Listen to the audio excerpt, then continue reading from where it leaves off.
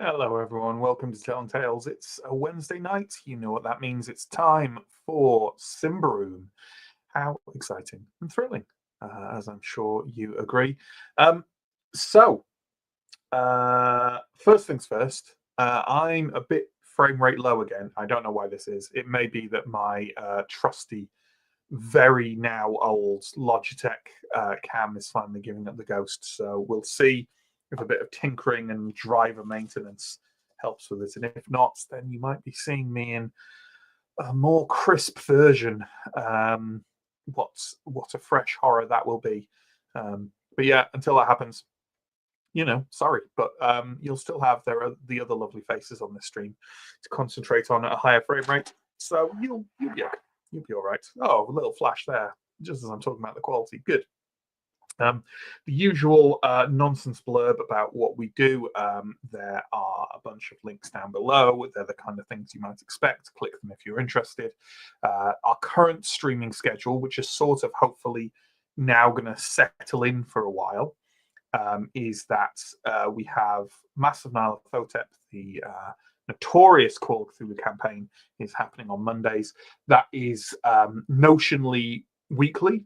But I know for a start that I believe the next 2 weeks are off. I'll just double check that on our events on our Discord, join our Discord. Yeah, the next two sessions are off due to life things, but notionally, Call of Cthulhu happens every Monday. Symbaroum, that's this, is on Wednesdays, and for the next foreseeable while, it's going to be fortnightly. Usually we're weekly, but I want to run it fortnightly while I get Yellow King back up and running on a Thursday, which is the third thing to mention is that Yellow King used to be fortnightly on Thursdays and is now for the next while similarly going to be monthly on Thursdays while I get the two streams going again. And then hopefully the idea is that Symbaroum will go back to weekly, and then Yellow King will go back to fortnightly. Hopefully that's too complicated an explanation via my awkward phrasing. But yeah, that's the idea. Those plates need to be span up before they can continue to spin happily on top of some very tall poles. There we go. There's also one shots, which we used to do monthly, and it's been a while since we did any of them. I'm notionally trying to do one towards the end of March. So we'll see what happens there.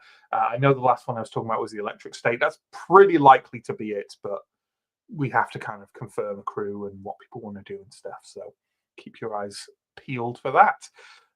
Okay, that's quite enough nonsense from me. Let's start bringing on the players so they can have their nonsense.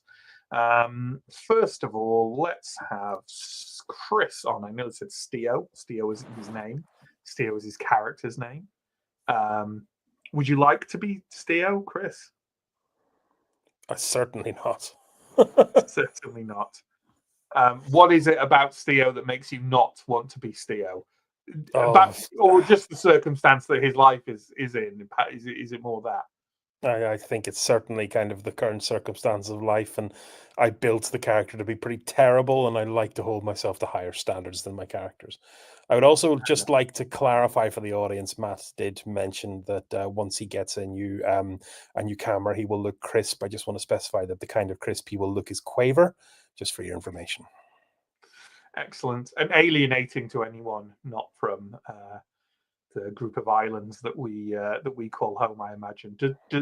Does even Europe have quavers? I don't know. The mainland of Europe, I don't know if they have quavers. Write on a postcard, Europeans. Engagement with us. Yeah, write a postcard to us, and then be prepared to pay a lot of postal charges on it. Well, to me certainly. All right then. Let's. We didn't really talk about Steo. You all know Steo.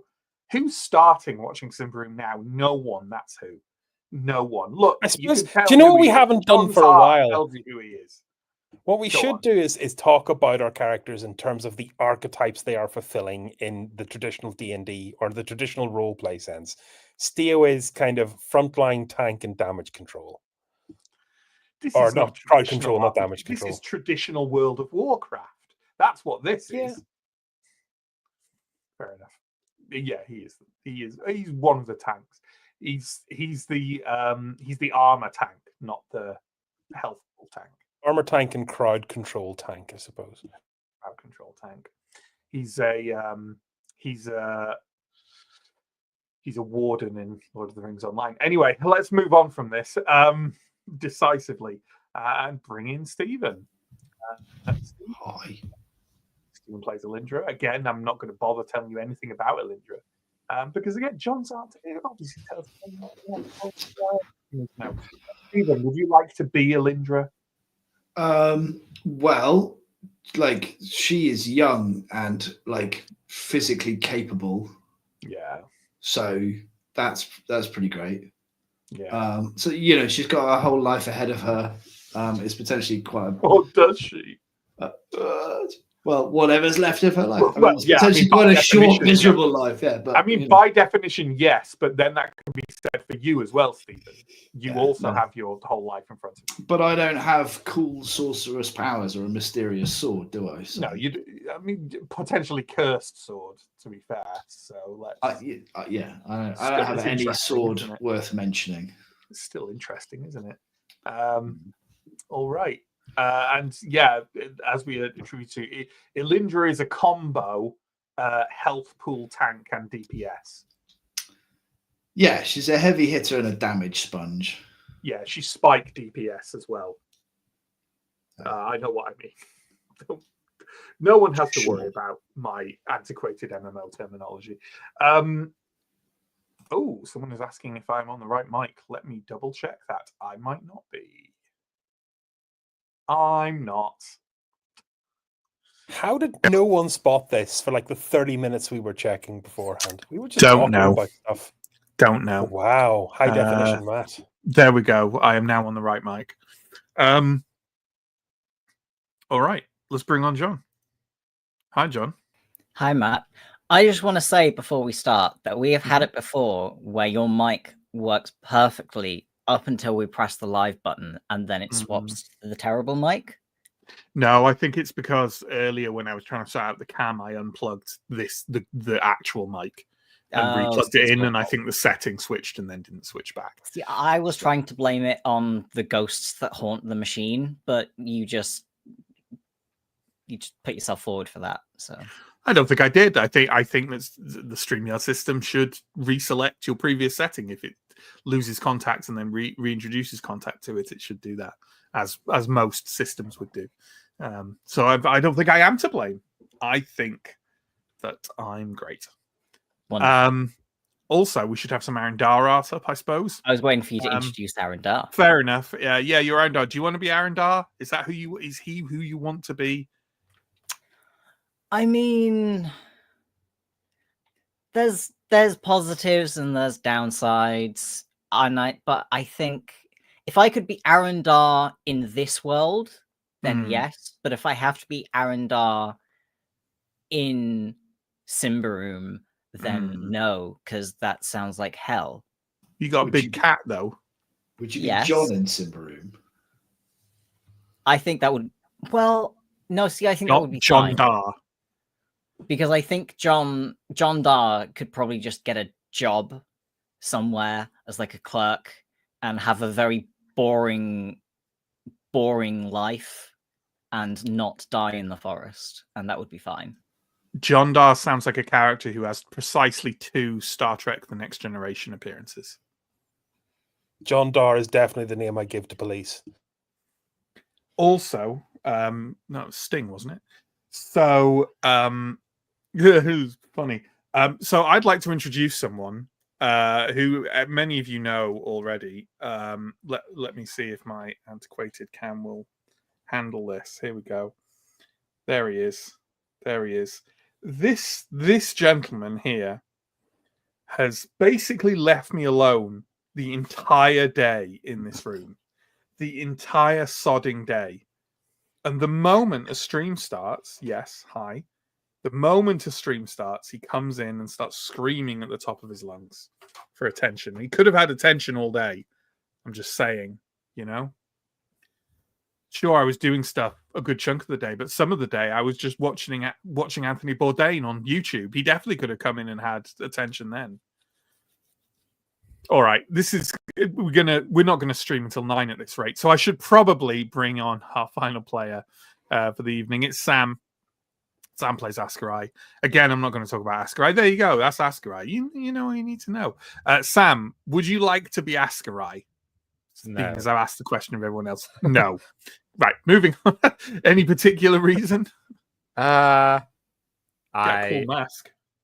You do get a cool mask, but I could just get a cool mask myself. Like, it's still achievable for me.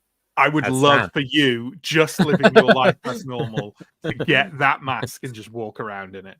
Next Wednesday, stream starts. Boom, it's a mask.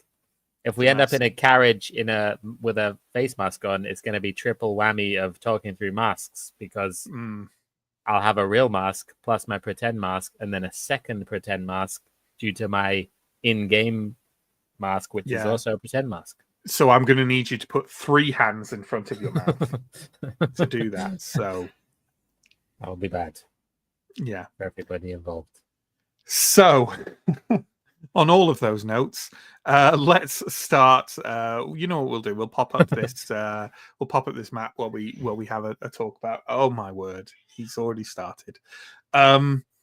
We'll talk about what's going on in general. So, our characters arrived in Indaros, the capital of Ambria, a few days ago now, in order to further track down the location of the fabled lost city of Symbar. But their time here was somewhat sidelined by the fact that someone basically carried out a big, corruptive, awful ritual, magical ritual that brought down meteors on top of the Cathedral of Martyrs when the Sun Duchess's wedding was being rehearsed. And through a series of unfortunate events, trademark, you basically started being in the employ of the Sun Duchess to find out why the hell this had happened. There are a number of threads for you to follow, such as perhaps a connection to House Viara, the question of the magic itself, ceremonial magic, which has been outlawed in Ambria for a couple of decades now at least. But the most pressing of which, and the one we're following up on at the moment, there was also the question of the mysterious unknown individual with links to the plateau of Carvosti, who you found in the cathedral. But the link you are following at the moment is that the meteors appear to have uncovered a prison of sorts in the basement of the cathedral. And this perhaps seems like it might have been at least one of the reasons for the meteors to be called down in the first place. You have followed the trail of an individual who seems to have been taken from this prison and secreted elsewhere, and it has led you via various underworld happenings to a location called Plob 17, a dwarven controlled underpass in the city, which you have now infiltrated, killing a guard on the way and evading some others for now. And you've basically just dropped into this underpass from the roof via a complicated series of grappling hook adventures. Now you're wandering around in the underpass, hoping you don't get caught, essentially. I think that's a pretty good summary of where we are, which is remarkable given what I'm having to deal with. So I believe where we left off, you had left Revelia behind to secrete the grappling hook and rope. You were on the kind of like open area of this of the Plob, which can be broadly described as it's like a hallway running through the sub-basements of a large building, interspersed with like high shafts leading up to the open roof, only one of which is actually open, though, to allow sunlight to come through. And that's the one you've dropped down to the bottom of. And now, between a couple of guard patrols of wandering dwarves, you have cut across this sort of courtyard and headed down a set of stairs ahead of you. And I believe that's where we left off. So let's pick up with telling you exactly what you find down that stairway. At the foot of the stairway, oh my god, in the sunlit courtyard, you see an ironclad oak door with 2 lock casings. It's pretty big and it's pretty sturdy looking. Looks like we're on the clock. And this is your regular reminder that none of you ever carry lockpicks.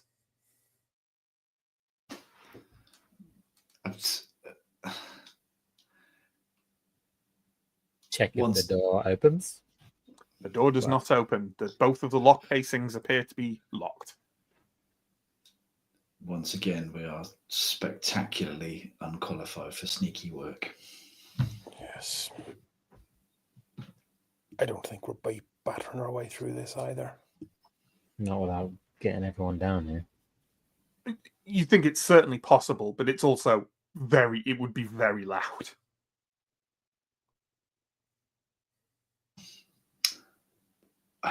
We need to pick another direction.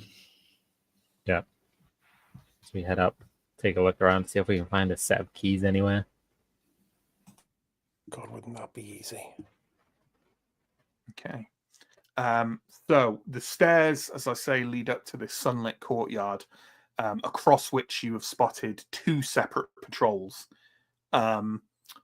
What are we doing about this? Like, I could just ignore the fact that you didn't mention anything about it. We'll just go to a different place. Like, how are we going to get to those other courtyards? Not physically, you just go through the passageways, but like, what are we doing about these patrols? Is it the case that we're in a central courtyard and there's a passageway directly from the central courtyard, from this courtyard to another courtyard, or do we have to go back to? There are 2. So these, this is a certain assumption on your part, but you're fairly sure you'll be correct, and it's what the Patriarch described to you, is that there are 3 shafts within this underpass. The one you're in is the central one, the sunlit one. The other 2 are, have wood hammered over the top of them, so they're presumably not sunlit. But because you're in the center one, coming out from where you are now, you could go left, you could go right, and both ways lead you down a dim passageway, which would presumably end in a courtyard very much like this, but probably darker. And both of those courtyards, you imagine, will also have a door in them that leads to the street, which is the door you saw, each guarded by a dwarf on either side of the building. That is your assumption. And it's also roughly what the Patriarch described to you. If we haven't seen people on this staircase, does it make sense to have a few of us wait here while 1 or 2 people go and investigate one of the other courtyards, rather than us all go? Elindra whispers. We're on the clock. We're going to run out of time. Let's all go one direction. Askrai, can you get back up on the balcony? And when we start a fight, you can have height advantage, if nothing else. Are we going to start a fight in this courtyard? Do we have any choice? Go to another courtyard? Okay. What's your favorite courtyard? That way. Point at a courtyard. A passageway that hopefully leads somewhere. Weapons out. It's going to be a fight regardless. Are you going left from the stairwell or right? Or let me ask that probably in a more precise way. The 2 passageways are north and south. The north one is heading closer to the river, and the south one is heading further away. So you're quite near the river here.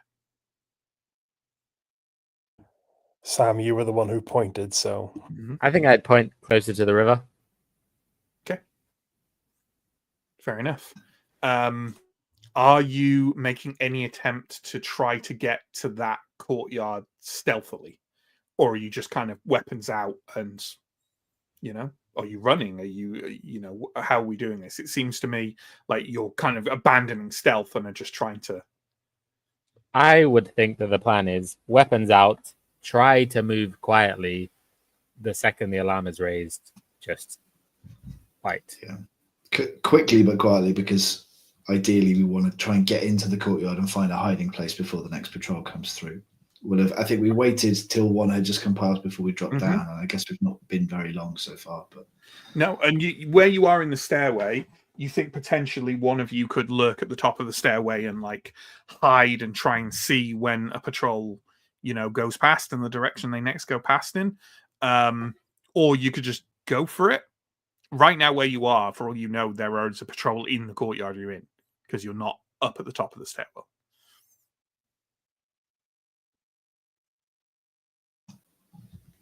let's have somebody go to the top of the stairs, wait for the next patrol to come past, and we will head to wherever they came from once they've gone past.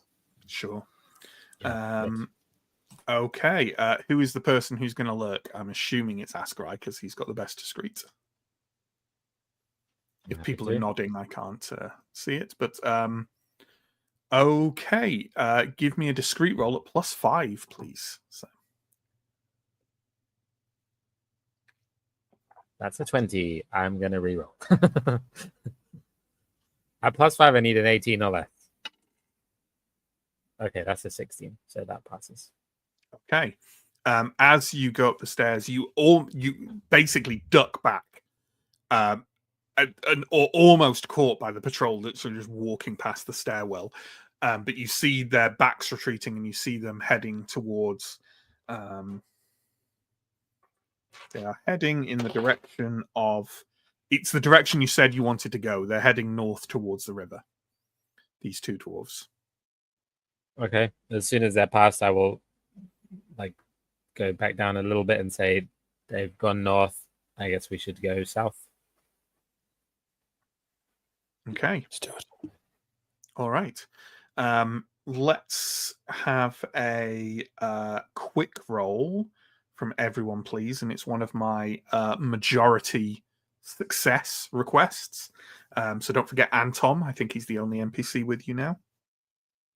So that's so far we've got a yes and a no. That's actually a another fail yes. from me. Oh, fail from Chris. Never mind. Two Askrai fails. fails and Tom passes. Okay, so that is not a majority success. In that case, I'm going to rule that you get to the top of the stairwell, you bound towards the southern passageway, and a few paces once you're in it, your eyes have to adjust. It's quite dim in these passageways. There is definitely some torchlight, but it's coming from kind of further ahead where you assume the courtyard is, and therefore you don't see the other two dwarfs in the patrol until you're almost right on top of them. And now I would like you again all to roll for quick, please, while I make some rolls that I'm not meant to, because the GM is not meant to roll in Symbaroum, but I'm going to do it anyway. Okay. How'd we do? Pass. Askrai failed and Anton got a 20. Okay. Oh, How did Arendar do? In that case, I don't feel bad about also rolling a 20. Okay. wow.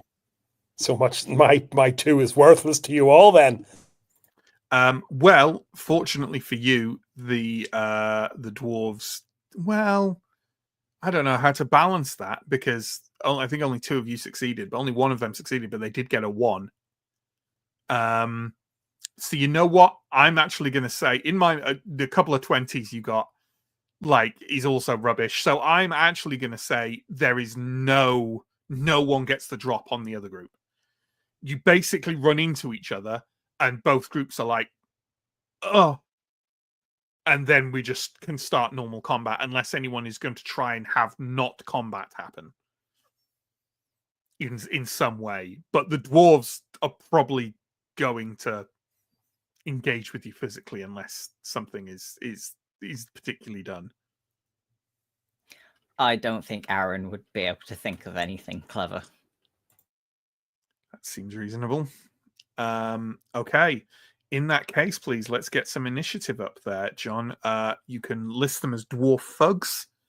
and they are at quick 11 and vigilant 5, which is pretty poor. But either way, obviously, it's going to be Askarai first, because that's how that happens. So with that in mind, Askarai, people said they had weapons out, so I guess we don't need to draw those. Askarai, go for it. Askarai is going to shoot whichever one of these dwarfs looks is closer. Mhm. Are they wearing armor? Do they look like they're wearing armor? Yeah, they're wearing armor, but it's kind of hardened leather. It's not particularly kind of tough. It's covered in Okay. kind of like the kind of like elaborate designs that dwarves tend to wear. But yeah, it doesn't look like particularly tough armor. Okay. In that case, I will take 2 shots at the first dwarf, and I will also appoint one as my target for Mhm. Hunter's Instinct, which gives me a second try and a D4. Absolutely. So that's a you can attack them at a +1. Okay, nice. That is a 13, which does hit. That feels like a long time since I've rolled any fighting dice. Yeah, it's been a little while since we've had a fight.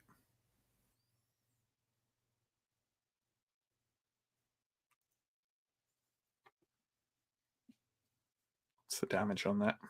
That is 13. Ooh. Okay, well then, you've definitely gone over their pain threshold. So would you like a free attack? Or to knock Yes. them prone? I would like a free attack. Okay. That is a hit.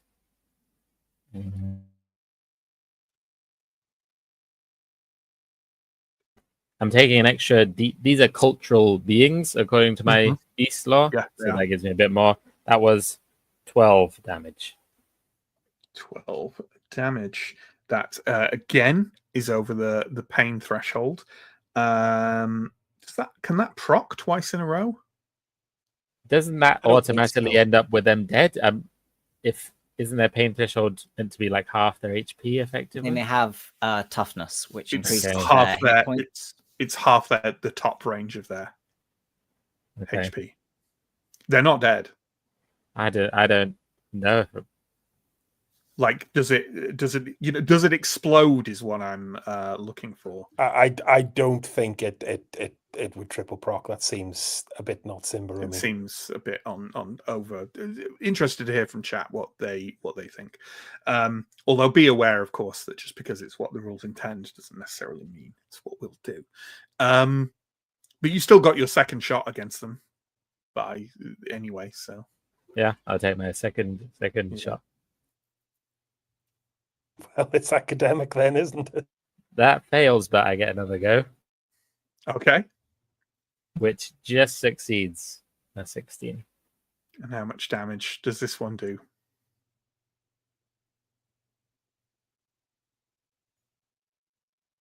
That one does 9. Okay. Askarai's hand is a blur as he draws and looses 3 arrows in a row at one of the dwarves in the patrol. 2 arrows kind of strike this dwarf one after the other in their abdomen.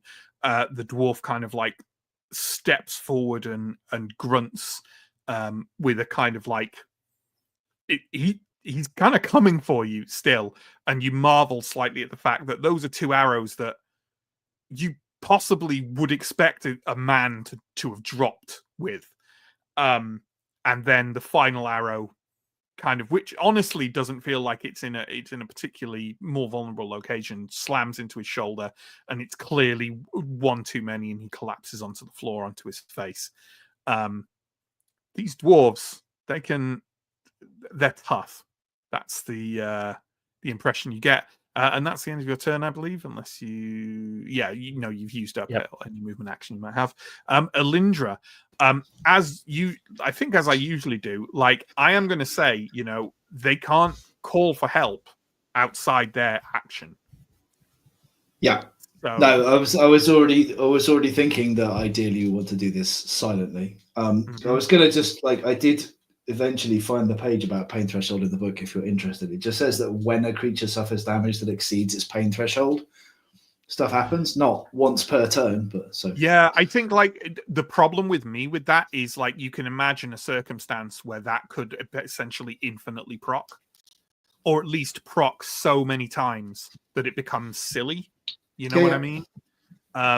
So I don't know, like call it how you want to call it. That's just like Yeah. I went I and think looked it up. That was it seems like a thing that for now that seems like a question for us to discuss, and for now I'm going to err on what I think is the more sensible side, which is not something that leads to Ascarai firing off, you know, pew, pew, pew, pew, pew. 10 arrows in a turn or whatever. So yeah, in most cases, like surpassing a pain threshold twice just means they're dead. It's usually just the edge cases. Yeah, I think this is the first time it's come up and they've still been alive. But it would also be handy to know because I am actually one of those edge cases. Yeah. Same, I think. It is like one of those circumstances where, sorry, I'm trying to help my cat because he's an idiot. He's very bad at getting under the blanket he loves getting under. Primarily because what he really likes to do is stand on it while he's trying to get under it, which is anyone with a grasp of physics, ergo not the cat, will understand is a bad idea. Okay, well, that was mildly adorable, but now we return to death and destruction. But yeah, you're getting the idea these dwarves have a big toughness pool, right? That's... Yeah. So, yes, like, you tell me how this works mechanically. Maybe it's just a normal attack, but what Alindra wants to do is, like, step right into the other one's body space and kind of clamp a hand over their mouth, and then with the other hand try and kind of run him through, but it's essentially just trying to use a bit of kind of physical force to like stop them making noise. Yeah.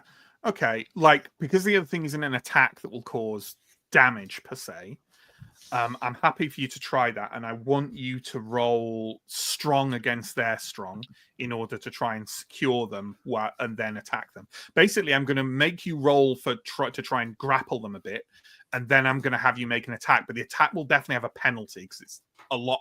You have a great sword, like it's This would have been easier with a knife for sure. Yeah. Okay, so let's. This will be interesting. So. Please roll strong, and the natural roll opposition you'd have against them would be -5. Okay. But they have another factor which I'm just going to check on. Okay, let's call it -6. Gosh. Okay. Well, I'm 15 strong, so I need a 9. I get a 14, so the grapple fails. So I guess I can't stop them shouting out. You can't stop them shouting. I mean, they can only shout on their turn, so it's got to wait to see what Aaron does as well. But what I will also do is you can still do your attack against them, but I'm going to penalize you for just what you were doing there in general. And that'll take you to a -2, I think. And then I'll penalize you 1 further for also failing to do. So you're like off balance. Okay. So make an attack at them at -3. -3. And just to check, we're still doing the long attack and then the normal attack. Is that still a thing that you said that you stepped right inside their range before you struck. Yeah. To me, that suggests that they are already within the long range. Okay, cool. So just a 1 attack at -3. Mm-hmm.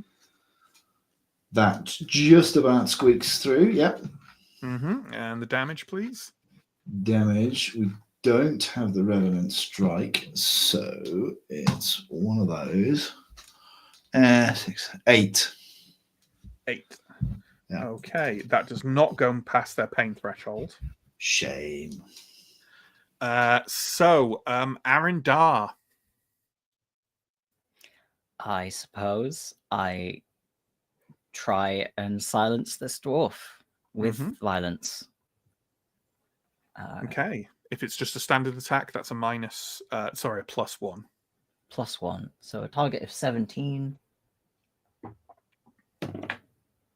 I rolled a 1. Oh, well, that's good. Perhaps the dwarf is slightly off balance from avoiding Elindra's attempt. So 1 will give you a perfect hit. So add a d6 to your damage roll. Okay. D12 plus D6. Oh, and also Oh, and the you flank. also have the flank. They have an advantage, so that's going to be a plus D4. d4, and it should have been an easier attack, but that doesn't matter because you succeeded. Would Elindra's also have rolled a D4? No. No, because she hadn't stepped forward. Yeah. 3 plus D plus 4, 10 damage. Okay. Is that over there? Pain threshold? It is. Oh no, sorry. Did you say 10? Yes. It is not.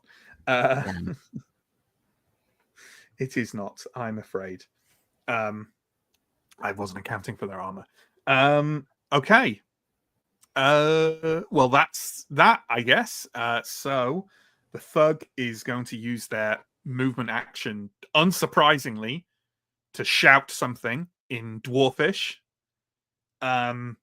And then is going to choices.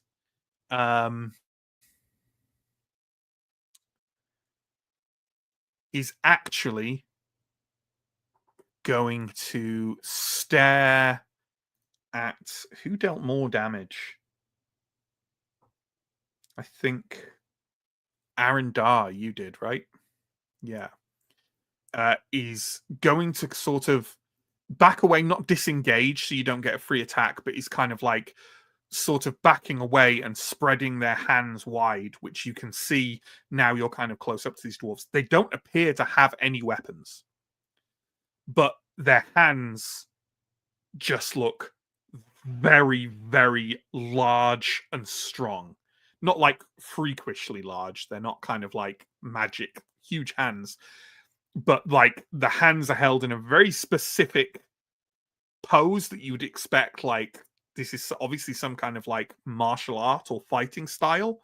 And the hands look, you wouldn't want to get a vulnerable body part in those hands. That's all I'm saying. And as they do that, they mutter something under their breath in Dwarfish that you do not understand. And I would like you, Aaron Dar, to roll Resolute at -3, please.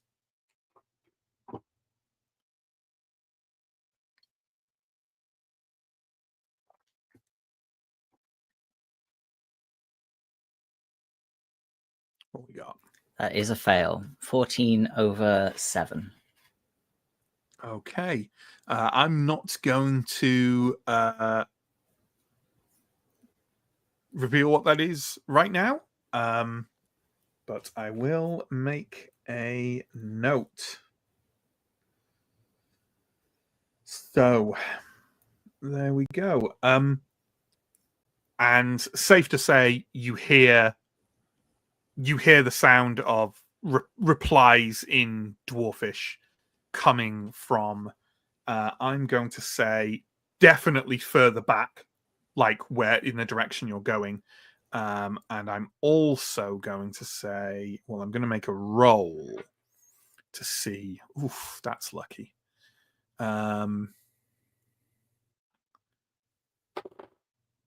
Okay.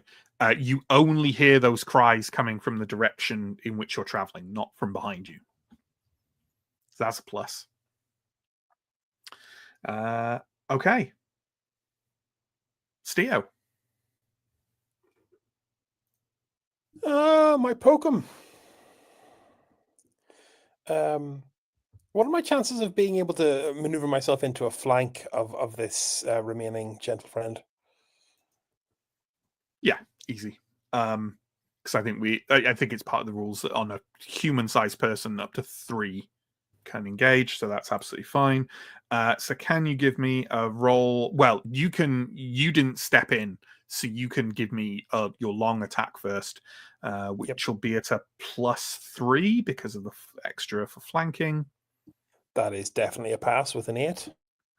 Yep. Oh no, 4 individuals can engage 1 human scale individual at a time. Anyway, okay, so you can take a damage roll with a plus d4 to it. Ooh, so first dice is a 7. 8 in total. 8 in total. Okay, obviously that doesn't cross the pain threshold.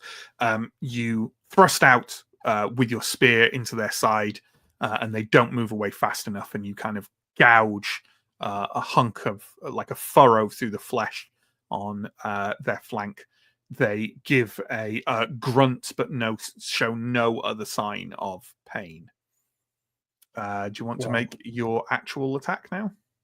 I do indeed. That's definitely a pass at a 3. Mm-hmm. So let's see how we do. That's a 6 plus 4. That's 10 in total. Yeah.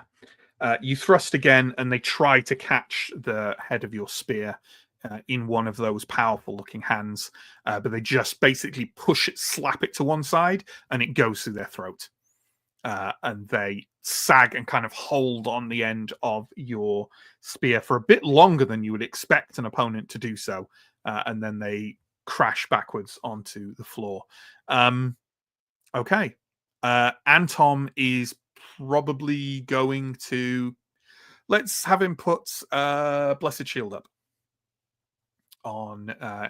you know what? He didn't like the look of whatever that dwarf was muttering to Arindar. So can he do it on 2 targets now, though? He could do it on, an extra 2 targets. So it's on him, it's on Arindar, and it's on Steo.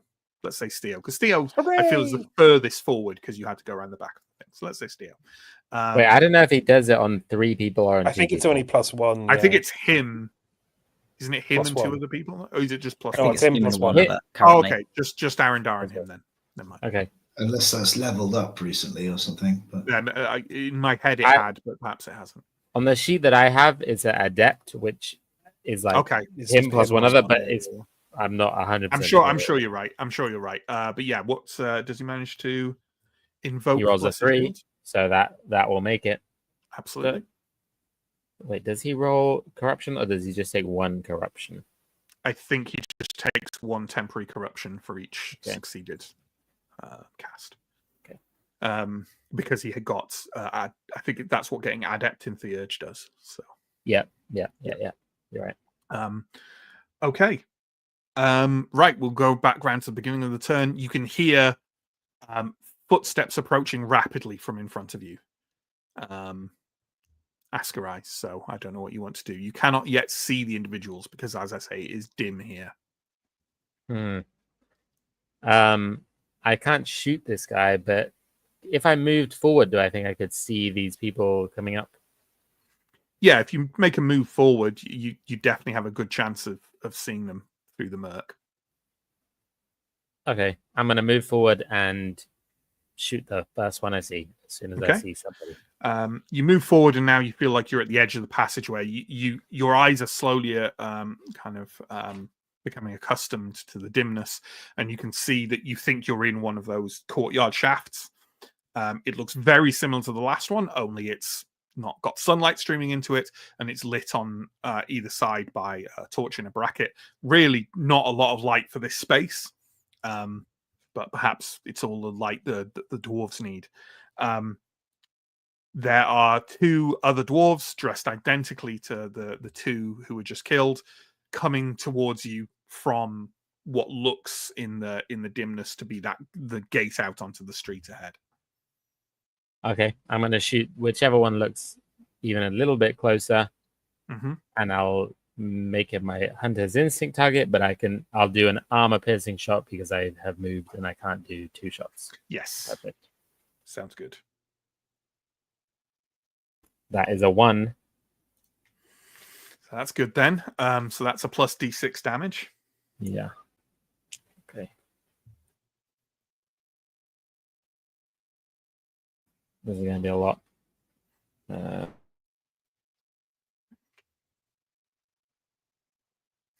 think this is 20. I think this is 20 damage. You know it's good when I rolled struggle to add it up. I rolled a 10 on my d10, and then the other things will pretty decent. Hi ho, it's to the grave you go. So that's 20 damage in total, right? Yeah, ignoring armor as well. Oh, ignoring armor. Okay. Yeah, your the dwarf. It's because it's so dim in here. You find it difficult to see really the trajectory of where your arrow has gone, and it's only after a couple more paces when the dwarf kind of stumbles to a stop and topples to the side that you can see your arrow embedded dead center in the middle of their forehead. They didn't realize it for a few more paces, but they're dead. Okay. Yes. Alindra, you've seen Askarai take go a couple of meters forward, and you see his form in the dimness, kind of like draw and loose another arrow. What are you going to do? So the original two dwarves are dead, and this is moving on. Like what kind of distance are we? I guess I don't know, right? What kind of distance we're talking about?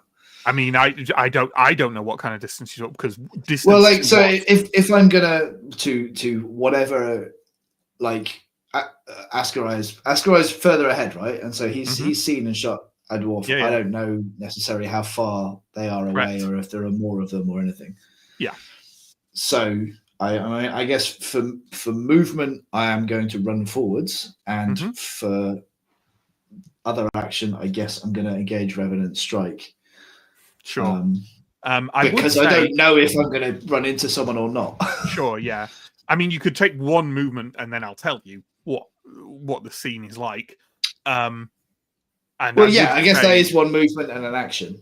That's what that is, right? So. Yeah.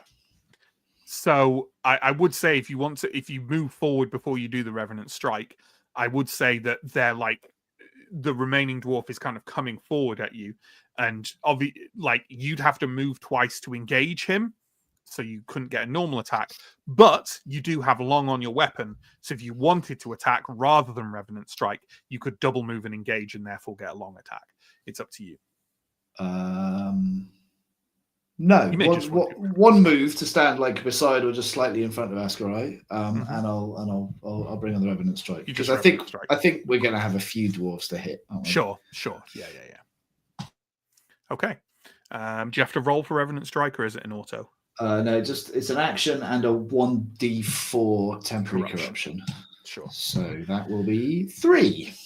So Askarai, the dimness retreats a little bit as the eldritch light from Lindra's Revenant Strike bursts forth from the sword. You would always usually describe the color of the flames as purple, but oddly, the light that it casts seems to be almost like a more natural white light. You'd probably try not to think about that too much.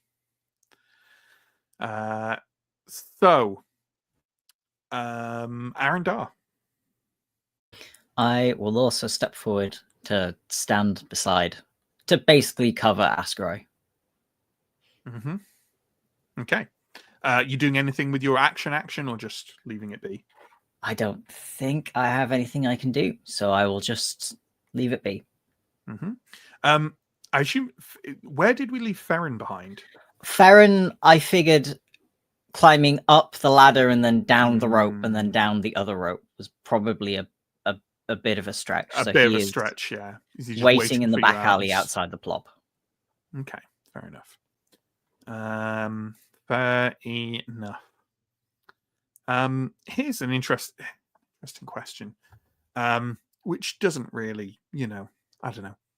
Because normally in a game we'd say that if a mystic casts a power, then that power goes on their death, in the same way that it goes when you lose foe. Well, actually, no. I would say it goes if it's one that requires focus to continue, i.e., not being wounded or whatever. Then it will obviously go when they die, because for a start they will have suffered thing. I'm almost thinking maybe it doesn't go if there's a time limit on it, if they die, if there's no focus thing. And I'm in fact going to introduce that as a rule now. You mean like if it would normally last to the end of the scene, it still does? Mm-hmm. Yeah, I think so. So, Yeah. like, if Anton died now, I'd still have Blessed Shield, and he'd still have Blessed Shield, effectively. Because Yeah. Okay.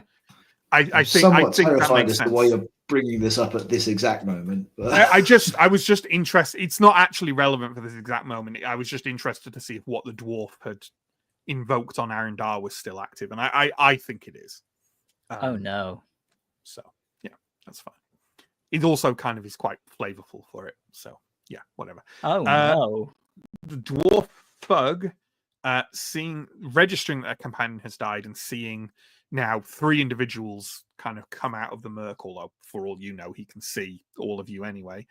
Ahead of him, you know what? He's probably going to have a little bit of a moment of self-doubt here.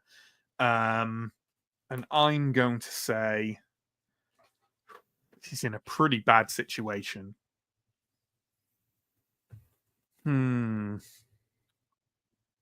Let's see how. What stat do you use for your bow, Askarai? Is it vigilant? Yeah. Yeah, and what you at, 17 or something? 16, 17? 16. 16, okay. I'm going to make him roll resolute at a -6 because that's the, like, big intimidation thing, right? That you just offed his mate with seemingly very little effort. So I'm going to make that roll. Whoever's giving this dwarf his marching orders is far scarier than you are. Uh-oh. He continues running. And he is going to... I mean, he's clearly going to run and engage Askarai. Like, why would he not do that? Having seen what Askarai is capable of. If he's bold enough to do this, then, you know, I did say that I was aiming to step up next to and, if possible, slightly in front of Askarai. You did say that. And I also said I was covering Askarai. Okay. Yeah, but you said yes. You can't entirely like stop. Well, you can, because then it's Askarai's problem to get out of that and actually be able to use his bow. Yeah, I think that's fair. Also, Steve, aren't you going to get your long regardless? Because you have it at a depth now, don't you? Assuming I'm close enough to Askarai, then yeah. Like, I would not like us to enter into the state where we're bundled so close together that everything procs if they come towards any of us individually. I don't think that's possible, except in incredibly close press, and then that would stop things happening. I'm happy for you both to be in a covering position for Askarai. However, I'm not going to have it so that both of you are also engaged with the other yet, because otherwise, like I say, you can just walk around in a little fucking porcupine bundle, and then anything that engages any of you gets 2 attacks. So I'm going to say they attack Arendar because they're very brave, but they're not stupid to like throw themselves onto a sword, right? So I'm going to say that Arendar takes the attack. So can you roll defense for me, please, at -5, and I require you to roll it twice and succeed both times.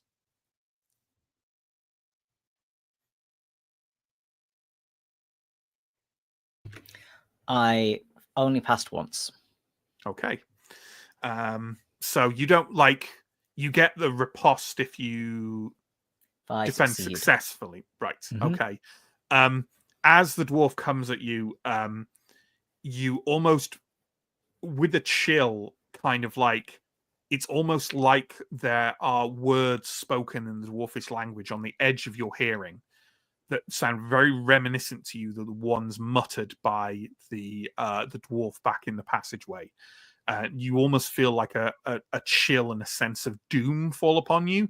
And this kind of like really throws you off trying to evade this other dwarf coming at you, who manages to slip under your guard, kind of almost sliding across the floor as he does so.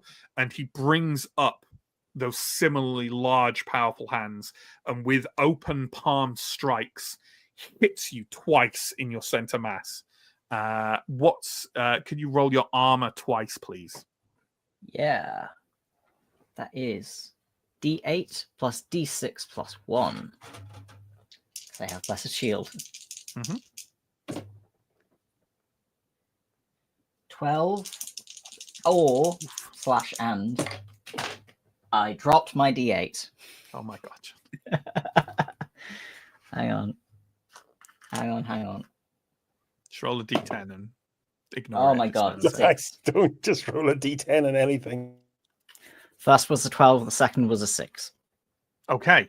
The first strike that the dwarf does almost sends like sparks spraying across the ground of the courtyard, or at least kind of visual ones, as their palm strike fails to kind of breach through the blessed shield, and you feel a kind of flare of warmth across you. The second one does make it through, however. Admittedly, like it's just like being punched hard in the stomach. You know, it's not perhaps as powerful as you feared it was going to be from the look of the strike. So take 2 toughness. Okay.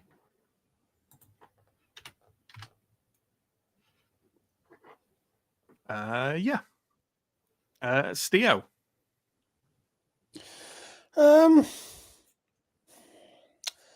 Fortunately, he hasn't made any noise yet, so we might probably still be in the clear from anyone else joining the fray.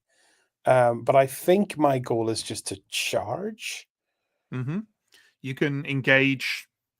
He'll be flanked, and you will have obviously your long attack first as well. Yeah, let's go for the double again. So long Okay. attack, one So it's advantage, +3. +3. That's a fail. Oof. Too dark for Steo. Well, luckily you do get that.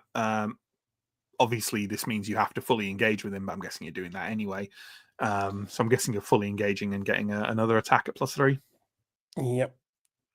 That's 12. Now that's on the fence. Let me check the actual numbers. Accurate's 15, 14, 12 is still fine. Yeah. Yeah. Cool. Give me a damage roll, please.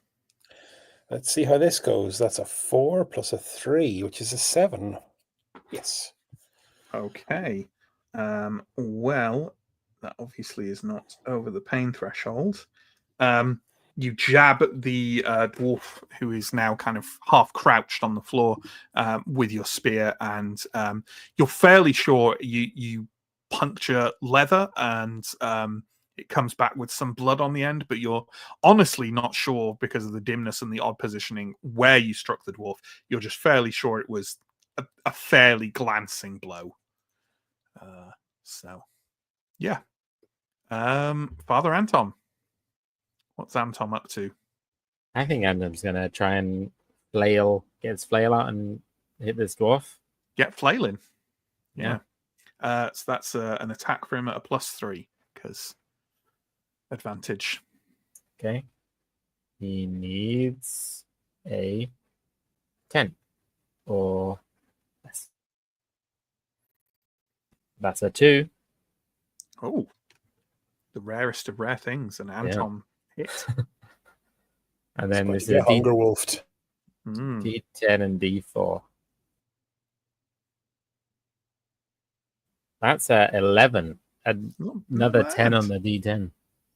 Not bad. And you know what? That also. Oh no, it doesn't. It doesn't. It's at the pain threshold. It's not over the pain threshold. Never mind. Yeah. But with a large cracking thud, Anton's flail comes down on the dwarf. And yeah. So let's go back round to the beginning. Askarai. I mean, I really do think your chances of hitting this dwarf with an arrow are very small. There are 3 individuals surrounding him and they are surrounding him. The others engaged him from the rear. Do you want to take up that 4th engagement slot with your blade, or are we? I think I'm going to leave that to Elindra, and I'm going to try and get a bit of a sight behind where these dwarves have come from to check there's nothing else coming and just be ready. Move a bit in that direction to kind of make sure. Yeah. Okay. Yeah. and Sure. just be ready to shoot at anything else that comes towards us. But Sure. I'll leave the empty space to Alindra. Okay. Well, you move further forward towards the door leading out to the street, and you can now see the door is there. You can't see any other dwarves in sight. You can see that the only difference between this courtyard and the last one seems to be that door out onto the street. There is an identical stairwell leading downwards, and there are balconies on the side, but obviously you couldn't get out that way because the top is all barricaded over. Is the door to the street shut? Yes. Okay. Okay. Elindra, I take it we're engaging and trying to impale a dwarf. Take that 4th slot. So make an attack with your long first at +3. That's a hit. Damage D12, 2d4 plus 1. Don't forget the D4 for flanking. Oh, okay. 16. Okay. Yeah. Damn. You step up to the only other space around the dwarf and thrust forwards. The dwarf gives a gurgling cry and is making a very large, very red damp patch on the floor in a matter of seconds. Okay. How long have we got till the patrol comes round? Long enough to loot? We saw 2 patrols when we were looking from the top last session. How long roughly was it between those patrols? Do we have a sense? I think that I said that you saw a patrol cross the courtyard every 10 minutes. Okay. So you've got probably that. less than 10 minutes. Yeah. A little under 10 minutes, most likely. Maybe one of these guys has a key. I will start checking my pockets. Ask Ray what else is in this room. That's the door to the street. There's another staircase. I don't think there's anything else. It's just like the other courtyard. Good on that stair for me, would you? Are we ready to find out the one time you remember to loot corpses, what's on these dwarf folks' bodies? Yeah. Should we split up and take one each? Okay. You do so. The dwarf thugs have on them absolutely nothing. Not even personal effects, not even a pouch of coin, nothing. All they are wearing is the hardened leather armor with the elaborate designs on it. They're carrying no weapons. They have nothing on them. We are bad at this. Askarai, you took a look down the stairs, right? Yeah. Yeah. Okay. What you find down the stairs is honestly a very similar door to the last one. It looks it is made of fairly thick wood. It is framed with iron. It looks newer than the other one. And not only does it have 2 lock casings, it also has what looks like well, you know what? Give me no, you've used doors. Like a lot of latches will look like they have a pin along the door frame to hold them steady, right? You would imagine that this is latched from the other side and has the 2 lock casings. So this is even if we had a lockpick or a key, would be like a bash it down kind of door. The locks have to be dealt with, and then the latch has to be. I mean, if you had the right tools, you could try and lift the latch from this side. I don't think we even have lockpicks, so realistically speaking, it's a case of the other door you could try and kick through. This one you could try and kick through, but honestly, a combination of prying and kicking would be the best, because kicking doesn't work that well with latches, because they're barred across. That's the point, you know. I will report back to Steo that this door looks even harder to get through than the last one. There's locks, but there's also a latch. Right, well, that's where they house the wares then. I think the middle one is locked, so it's probably our best bet. I mean, this is also locked. Do we Both just of them knock? have 2 locks on them, but this one also has like a more modern latch as well. Do we just knock? They might not be restrained inside if they're even prisoners. Let's secure this area for now. Let's put these bodies in a corner, somewhere dark, Maybe and down the then stairwell. or down the stairwell, and then let's go and check out the other courtyard. 2 more people we'll have to kill, though. Okay, let's do it. I don't want them finding us when we're not looking. I want us to find them. Okay.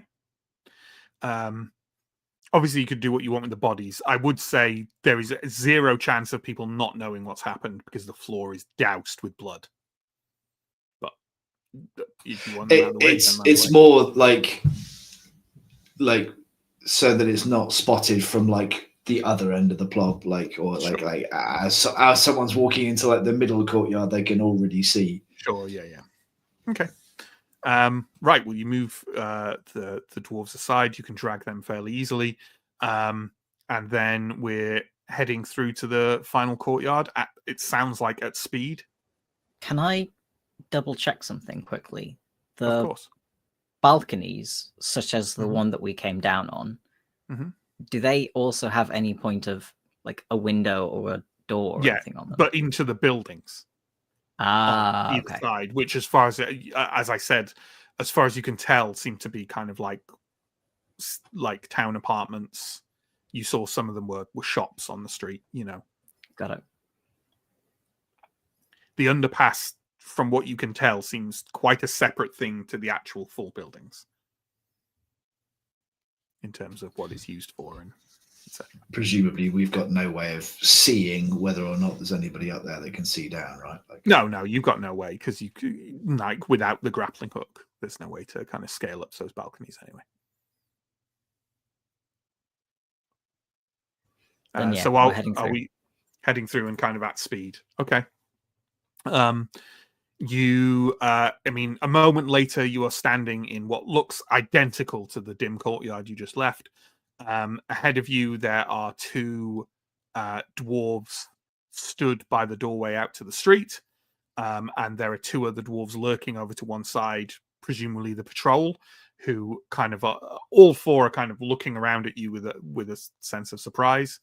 The first thing that any of them does is one of the dwarves barks something in Dwarvish and bangs on the door.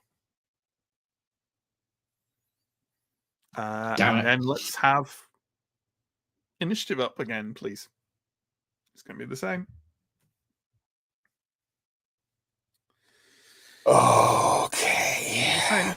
I would say that they are all these dwarves are currently 3 movements away from you. Actually, no. The patrol is 2 movements, and the ones at the gate are 3 movements. And it's Ascarai first. I'm going to take 2 shots at one of the dwarves that is 2 movements away. Okay. Yep. That's it's +1. Okay, that is a hit.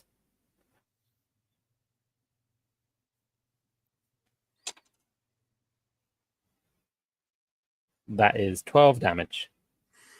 Okay. That is past their pain threshold, so I'm assuming we're taking another shot. Yeah. I'll try again. That's a 1. Christ. Well, that's Just a going what? to be a plus D6 on it then. Yeah.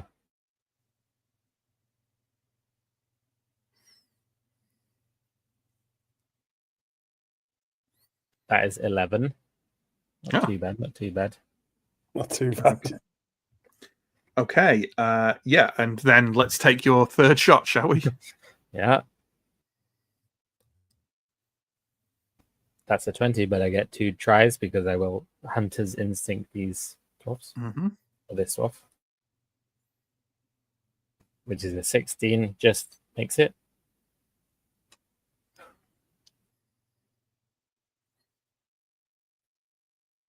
Ludicrous.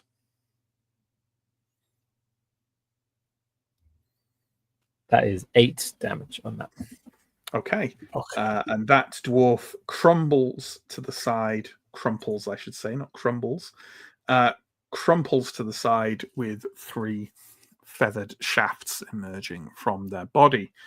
Elindra. Taking the briefest moment to wonder how Askaroid does that,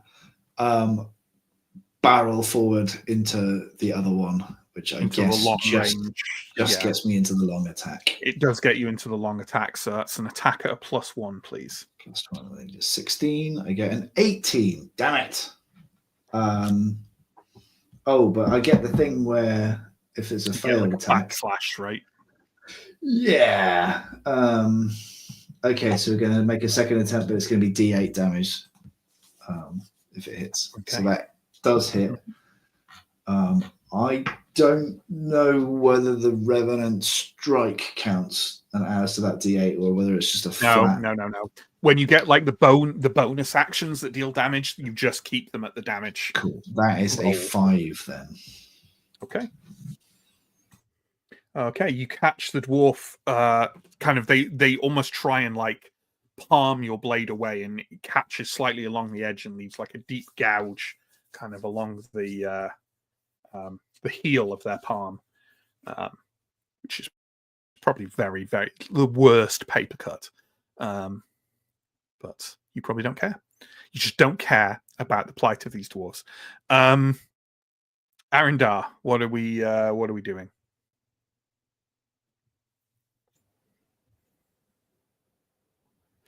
I think for now I'm going to delay my point in the initiative until after the dwarf thugs. Okay, makes sense. Yep, makes sense. Makes perfect sense. Okay, in that case, the dwarf thugs. Well, let's start with the one that's facing Elindra. Is going to try and strike Elindra. So he's going to make 2 attacks on you at a -5. So if we could have 2 defense rolls at -5. Well, it might not be 2 defense. Hold on, I might have done these 2 attacks at the same target. Yeah. So I did it slightly wrong for John, but it's fine. But yeah, 2 defense rolls at -5, please. Oof. Okay, so that's 13. So I guess I need an 8. We get an 11, so that's a fail, and a 13, so that's 2 fails. Okay, can we have 2 armor rolls, please? Yes, we can.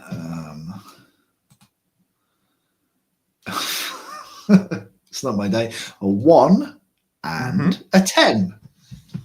Okay, well, the 10 was pretty good. Okay, let's interpret that as the following. One, the dwarf again strikes out at you with with one extended palm, the wounded one, as a matter of fact, and kind of like thrusts that towards your face, and you kind of like turn to one side, and it just strikes your breastplate, but like just bounces off at an odd angle. And then you've got a hand in your face, and you're kind of looking at that. And because you're looking at that, you don't notice the other fist, which basically just with a terrifyingly powerful roundhouse crashes into the side of your armor, and you feel it crumple. Not completely inwards and kind of wounding you, but like you feel the strike on your side, you feel the crumpling of the metal, and you also feel a snap as at least one of your ribs breaks from the impact in the side. Takes 7 toughness. Oof. Okay. I really want to see them fingers. So, yeah, I don't know what that was either.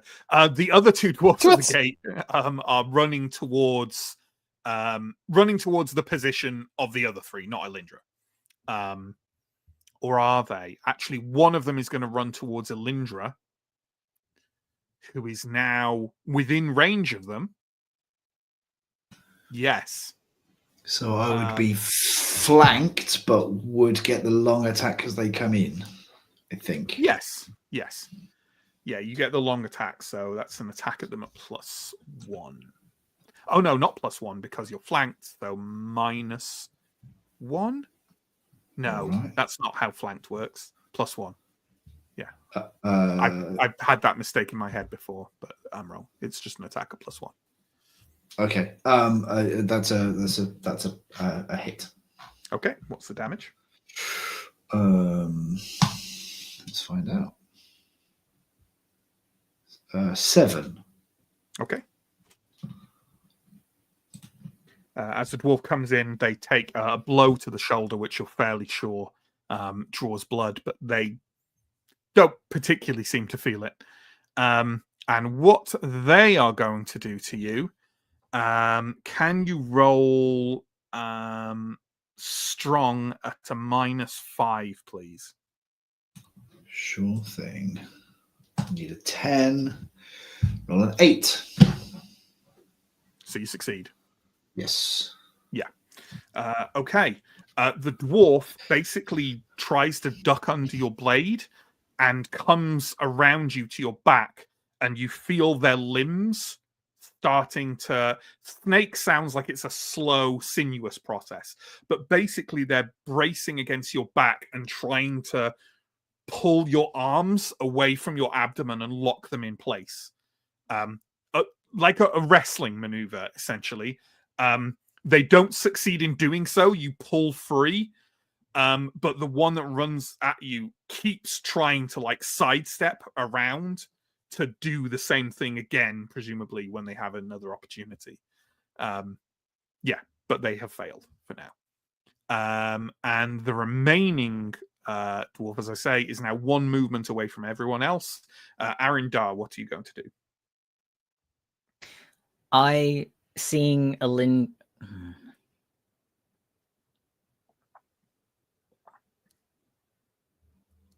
I want to give Elindra cover, but this dwarf being one move away is pretty tempting. So I think I'm... Oh my god. No, I'm going to go join Elindra. Okay. So you're going to go engage with that melee that's happening over there and turn that flanking advantage off. Okay, you've joined that general brawl. Are you striking at the dwarf who just joined and tried to grapple Elindra? Or Can I? Because aren't they 2 moves away? Oh, yeah, they are. You're perfectly right. Okay, you are now just engaged then, and there is no more flanking happening. Okay. Oh, shit. I should have had that attack have the flanking. So I should have given it a -7. Oh, well, it's done now. So, and I didn't, so it's fine. Which I think you would have made it anyway, right? Because you rolled an 8 and you needed a 10. Yeah, you would have made it anyway. But for my future brain reference. Steo, so you've got this general melee breaking out over there, and you've got a dwarf now running towards you and Askarai and Anton. I am going to do my duty and use 1 move to intercept this arriving dwarf. Yep. So you've got a long attack first, and that's an attack at Sure. +1. That's a 2, which is definitely a hit. And the damage, please. Damage is 8. Okay, that's not a pain threshold thing, as you might imagine. Are you going to keep the dwarf prodded away, or are you going to engage and do another attack? Well, if I do another attack, I can still proc, so really I'm gambling on whether or not my next attack is a success or a fail. I think I'll take those odds. Okay. So engaging, 6 is a pass. So Okay. And the damage? The damage is 8. Eight again. Sorry, the damage is 9. I keep forgetting that I have deep impact on this spear. Okay. Are you sure that once you've engaged, once you've engaged with them, aren't they within the thing? Doesn't it only? No, because it states that it removes them from engagement, so there would be no point in it being the initial reaction. It must be the full action. Can double check, but I'm pretty sure. Oh, okay. Let me just have I've literally forgotten what it's actually called. Polar Mastery. Polar Mastery.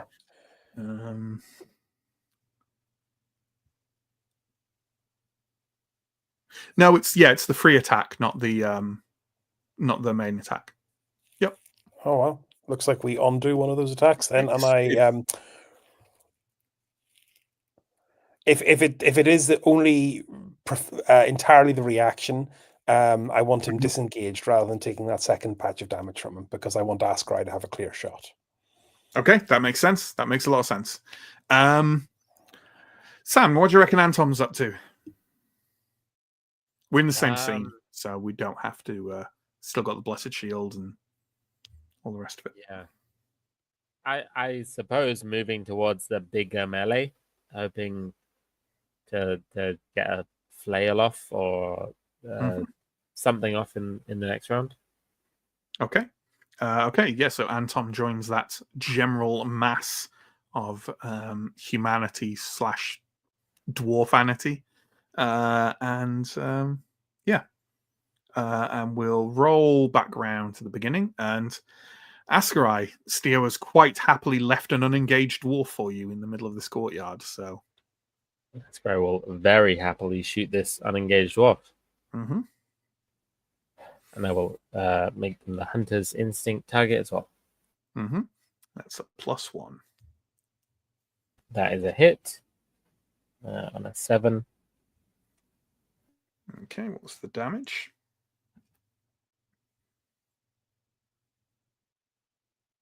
And the first one is a 6. Not good. Not particularly good. And the second? Well, does the second hit, first of all? Let's see. That was a 20, but then a 2. So it does hit on the second try.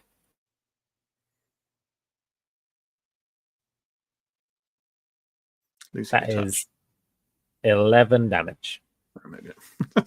Although that still doesn't do the pain threshold. So this dwarf has a couple of arrows that appear in them. One in a far more vulnerable location than the other, maybe one in the hip and one in the arm. But definitely you can see Steo is registering it and kind of like blinks and grunts.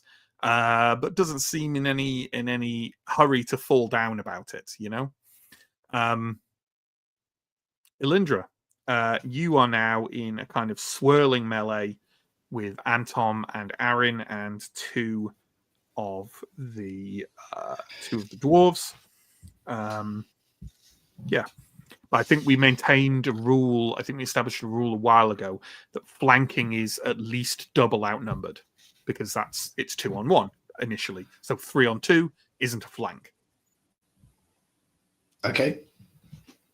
Fair enough. It needs to be 4-on-2. Yeah.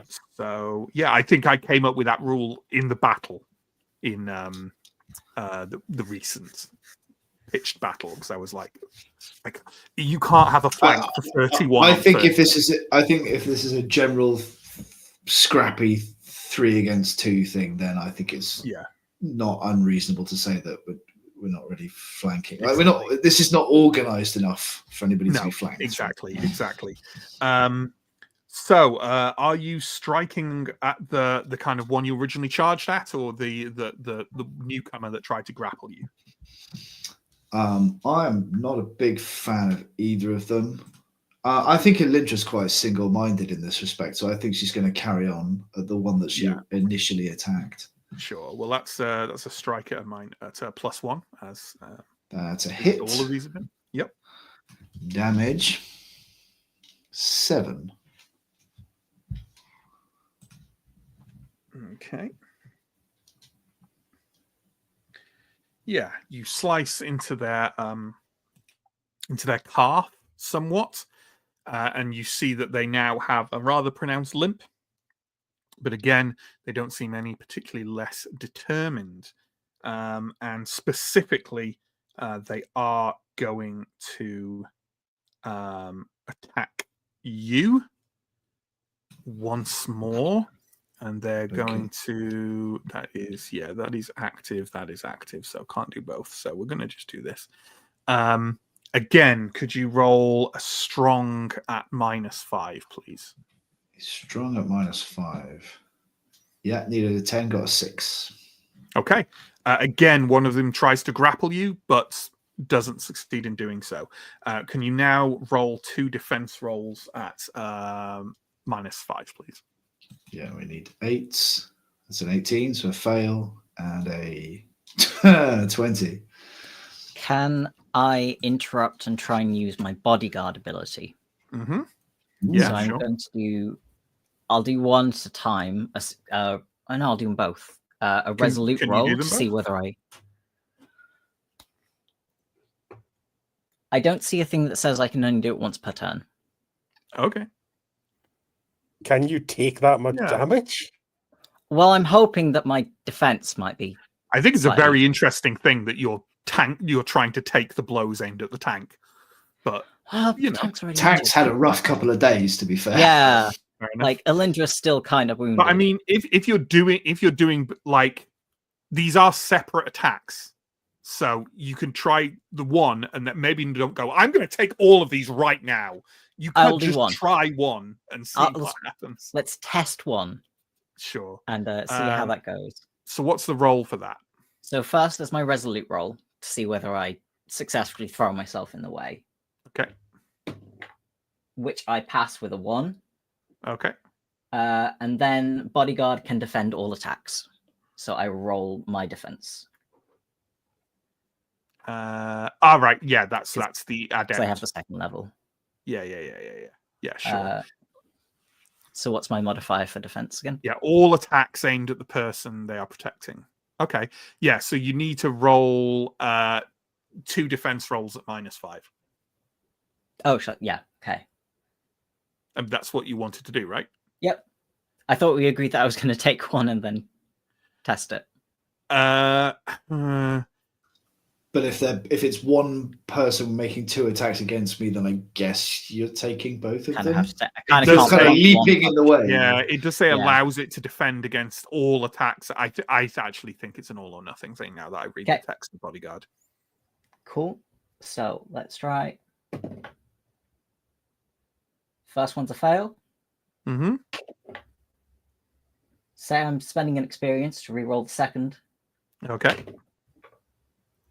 That's a pass.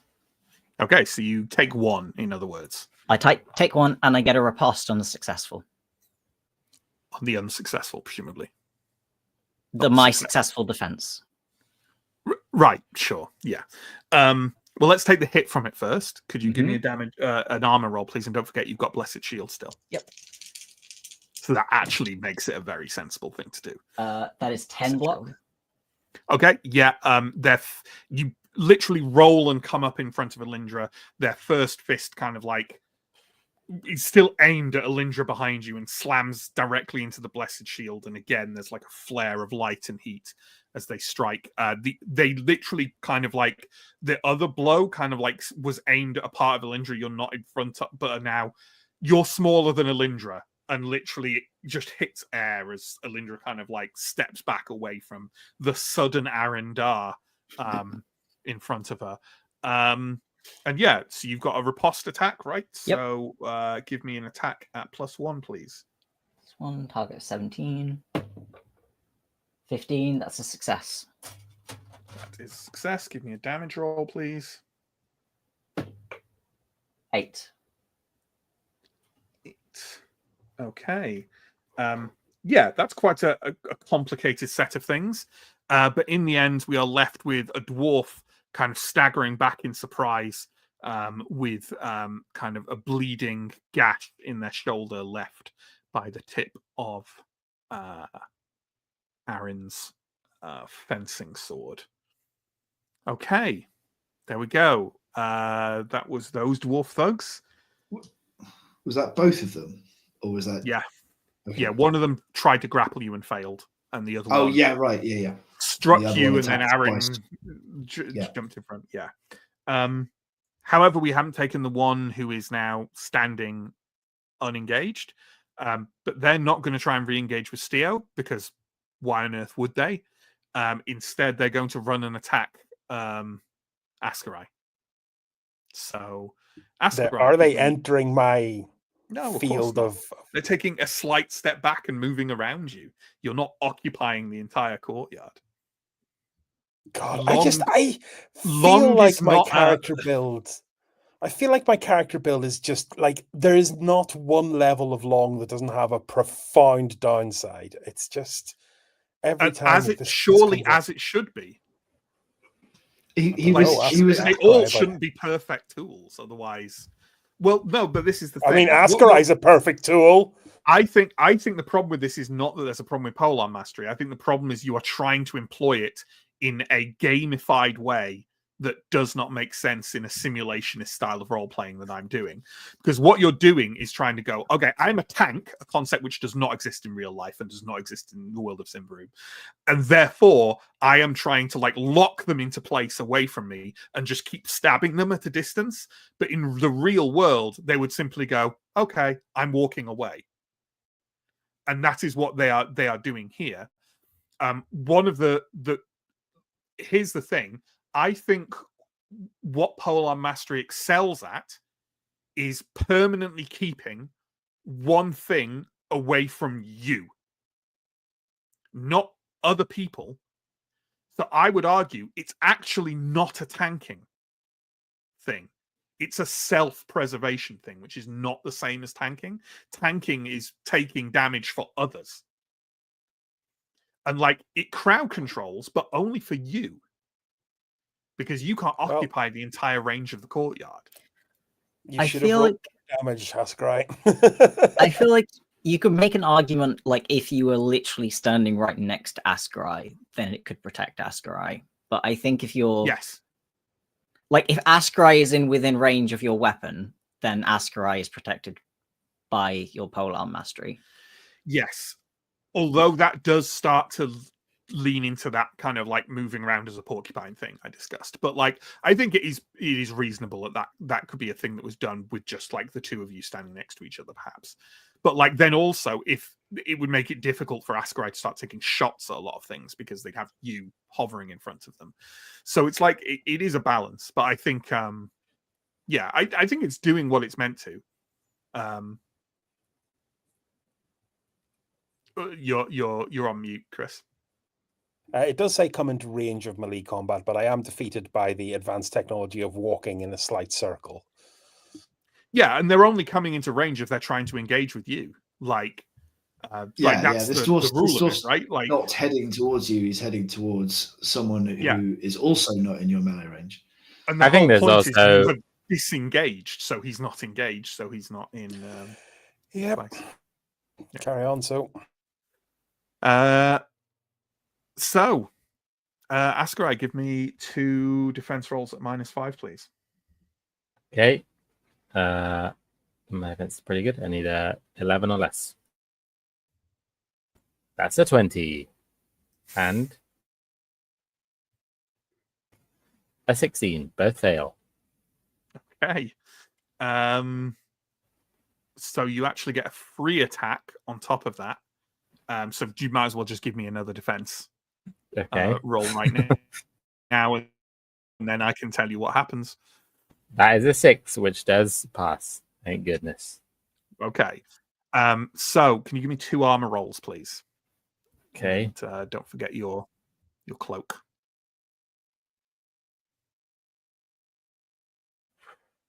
A 5 on the first one. Not bad. And a 6 on the second one. Okay, not bad at all.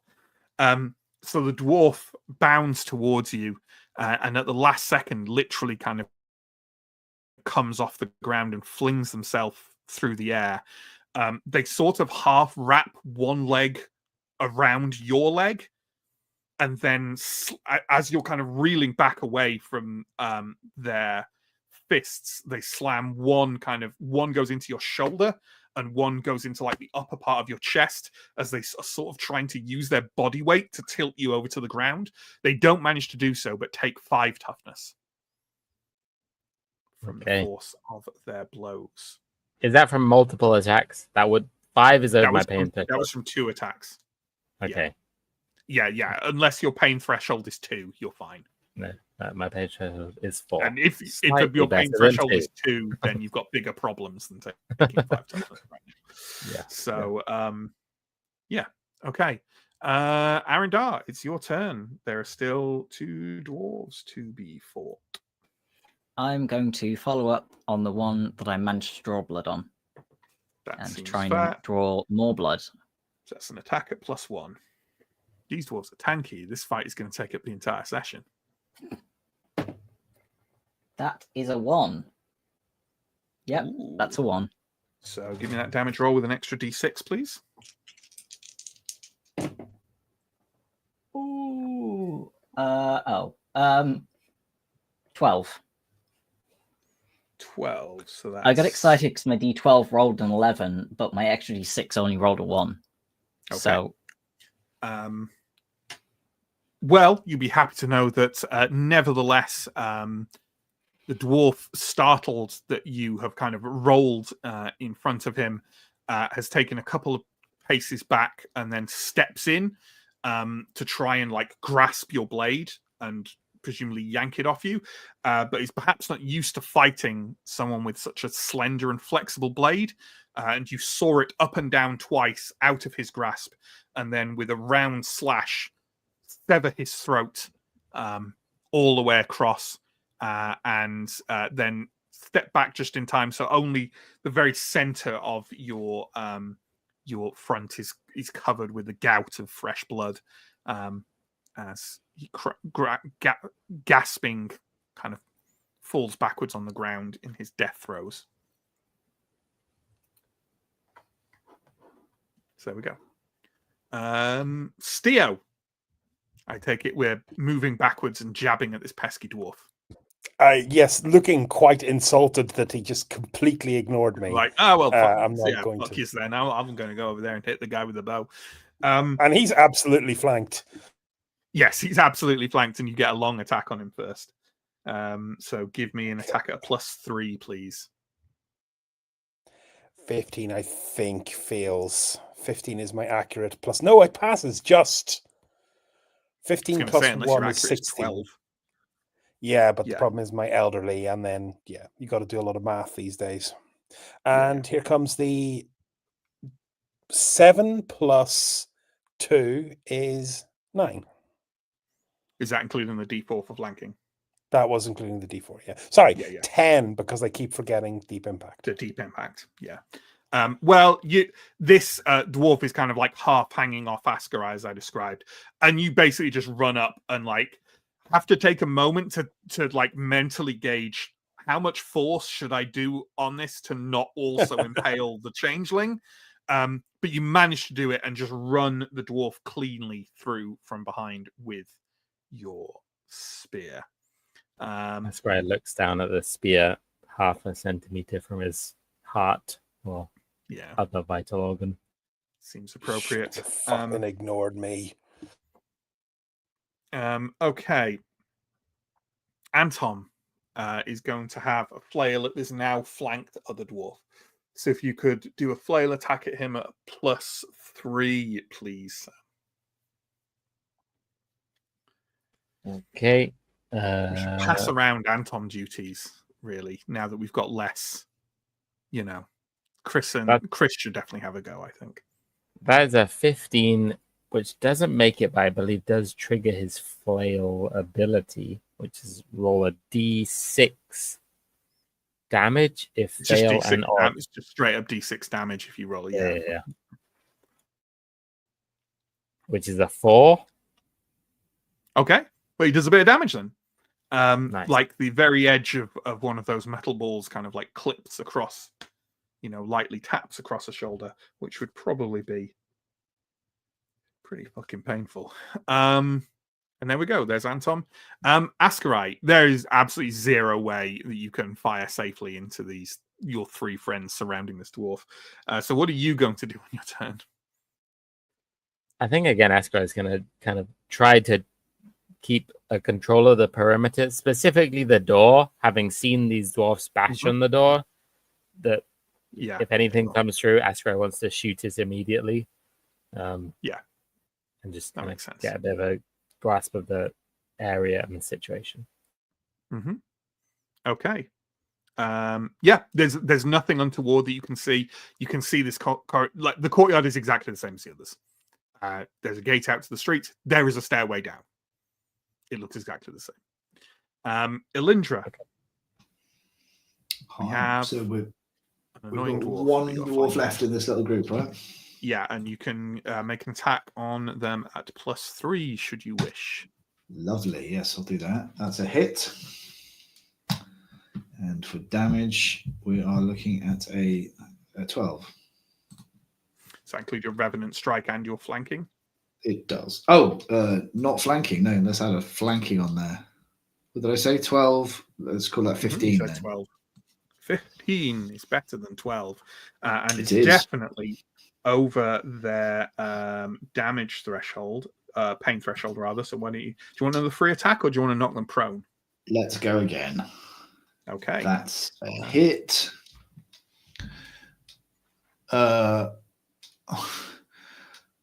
Okay, that might be a record. I make that 23. I think that is it's not a record. I think at one point via various shenanigans you did 28 damage to something. I think, or 22 is also in my head, so maybe it is a record.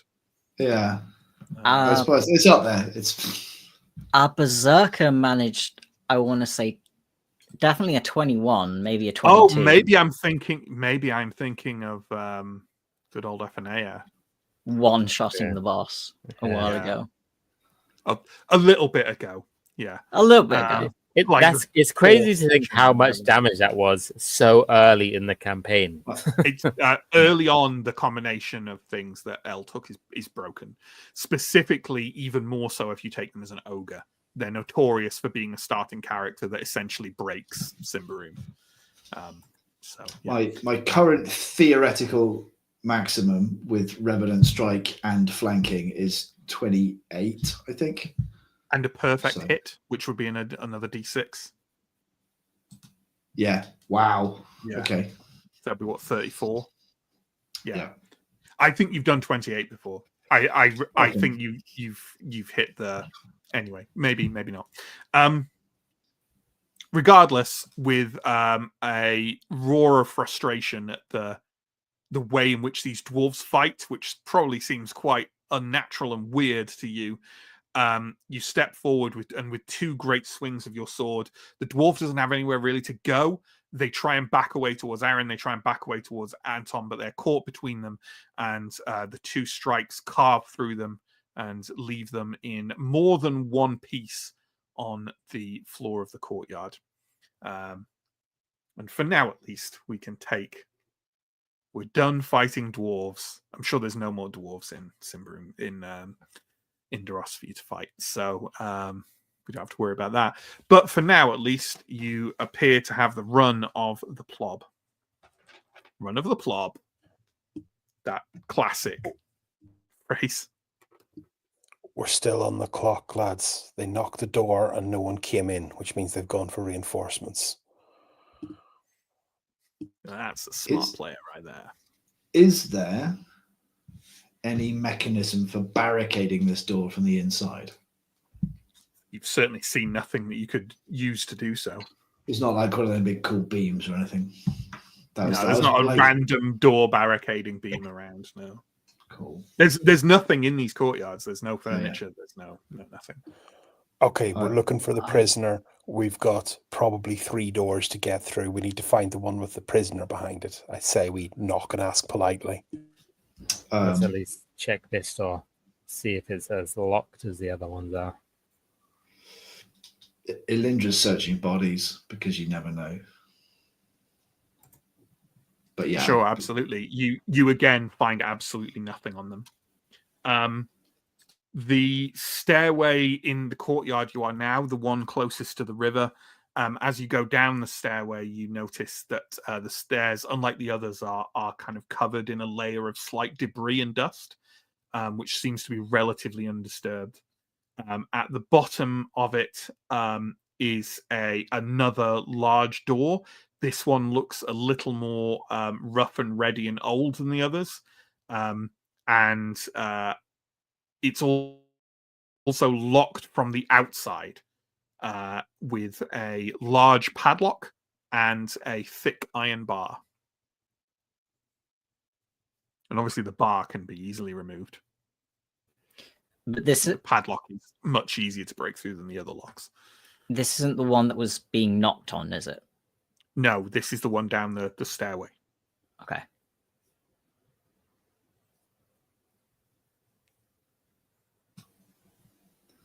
So much as it's the hardest to get through that newest looking door in the south end, would seem the most promising. Askray, knock on this one. Ask if anyone's back there. Surely they didn't gag them as well. And listen.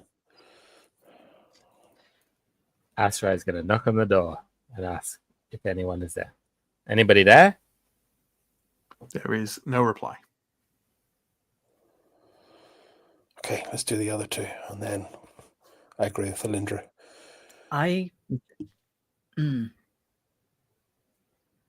Go on. I'm not sure. Go on. This is the easiest door.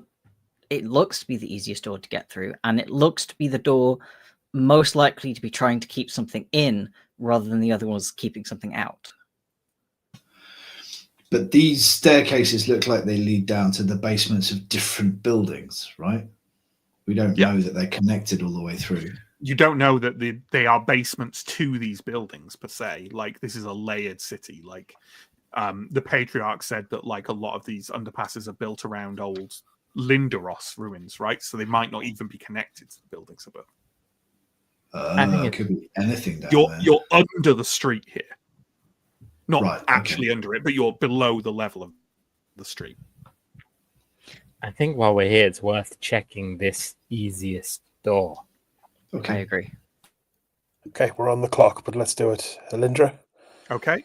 The bar can absolutely be lifted off, and then, you need to shatter the padlock off. I'm just going to ask for a strong roll at, let's say, -1. It's not a padlock in good condition on a particularly good frame.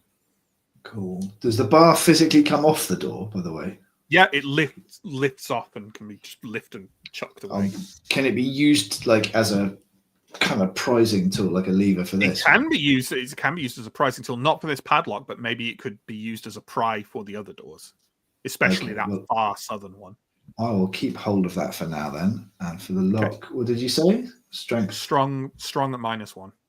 Strong -1. I needed a 14. I got 13.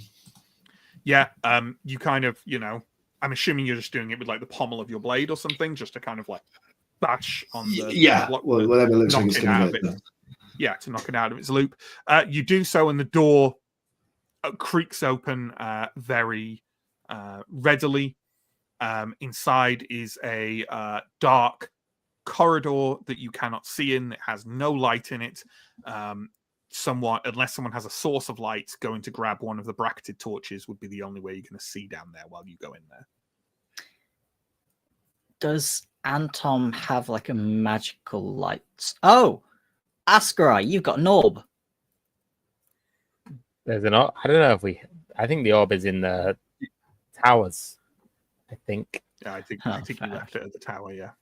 I will sprint up, and I am sprinting up to grab one of the torches, bring it back Absolutely. quickly. You come down and presumably take a couple of steps past the door to see what's inside.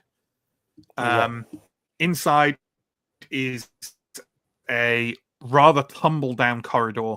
It has a handful of openings to the left and the right, and the floor is completely covered in muddy water.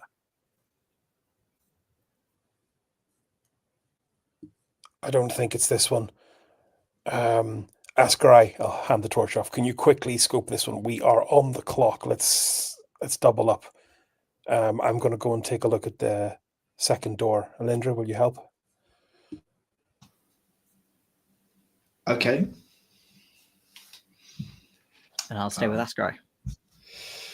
Just somewhat confused because she thought that the idea was that all of these might connect together, but she will go along with Steo's plan. Okay. I mean, there's no suggestion that they will. I'm not saying they don't, but I like. Yeah, no. The idea is I don't know where that's coming from. If you see what I mean. I think I was thinking that this was the door that was easiest to get through, and that if we were lucky, all of the spaces behind the three doors might connect, and that we would have an explore and see. But it's certainly possible. If we're doing things quickly and we just need to use violence on doors, then Elendra will go do that. Okay. Well, Ascarai, it takes you a matter of 30 seconds to pace into the muddy water and look around. As I say, it's a short corridor. It's fairly tumbled down. There's a lot of debris on the floor. You look in each of the openings, and in each of the openings, you'd say that 2 of them are finished rooms covered in debris with a layer of muddy water, and the other 2 are unfinished, partially collapsed rooms full of debris with a layer of muddy water. There is nothing else down here. Unless there's something really secret that you're taking time to look for, you know what I mean? And then I'll tell you if there is anything, but that will take longer than a quick look. But from this, it looks like it's a partially flooded chambers that honestly look like they were abandoned before they were finished building them. Okay. I Asher would look at Arendar, but we'll take this on face value that this probably isn't where they're going to be keeping a super high value prisoner, and we'll move on to following Steo and Alindra. Yep. And speaking of Steo and Alindra, they are now in the middle courtyard, the sunlit one, although that sunlight is definitely starting to dim significantly. And this is the kind of medium door, like the one that looked a medium amount of difficult to get through. It's an ironclad oak door with 2 lock casings.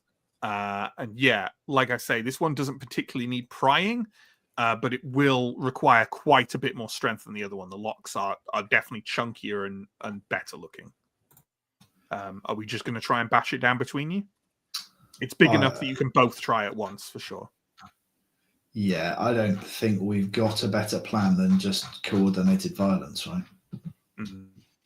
Or did you want to knock first? You seem quite keen on knocking, Theo. Yeah, I'm going to kind of knock with the pommel of the spear and go, going to make a rescue attempt. Is anyone in there? Silence. Okay. Blap it. Okay. Right, what are we doing? Can both of you give me a strong roll at -2, please? That is a 20. Steo did it. Are we going to stick with the 20? I want to spend XP. You don't have to. I don't want to. I might spend XP on the other door. Well, Elindra, you kind of slam into the door in a very awkward way that causes a flare of pain in your side where your broken rib is. Steo, you also crash into the door and you feel one of the locks give way under your just behind where your elbow hits, not directly in where you're barging in.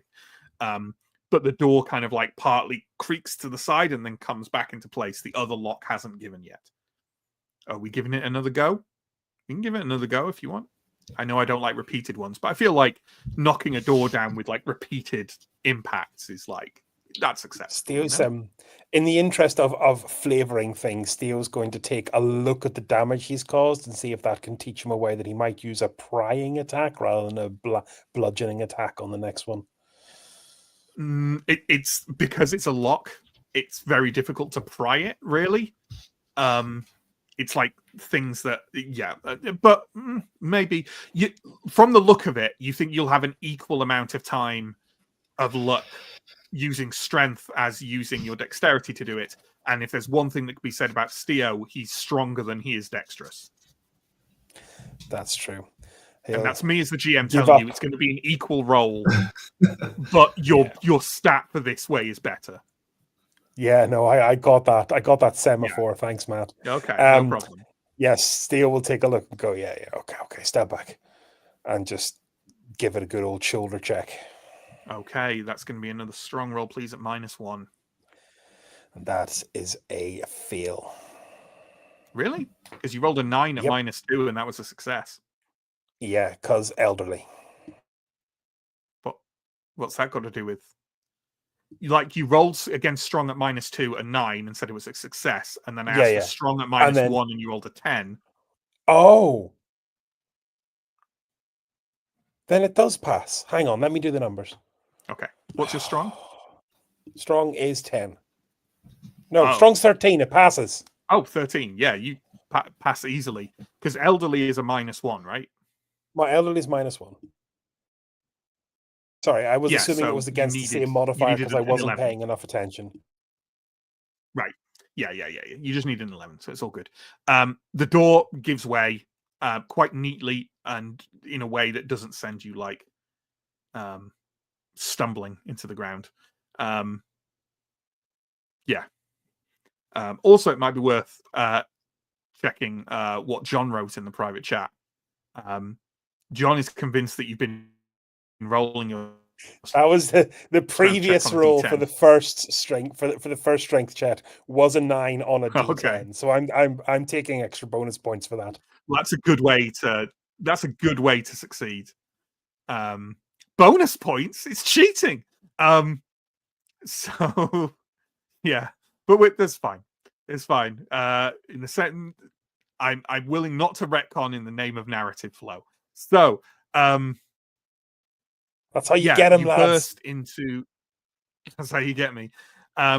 It looks very similar to the corridor, the short corridor I described in the first door, but this one is in a much better condition. There is no muddy water on the floor. The walls are whitewashed. There is a completed vaulted ceiling and a paved floor. There are again 2 doorways to the right and 2 doorways to the left. Doorways, not doors, just like the arches of them. And because I was going to say there's enough sun coming down from above here that you can have a look without having to get the torch. So I assume we're going to very quickly do that because, as you do keep saying, you are on the clock. Yeah. Okay. You take a few steps forward and see that 3 of the rooms seem to be empty, completely empty. Again, whitewashed, paved floors.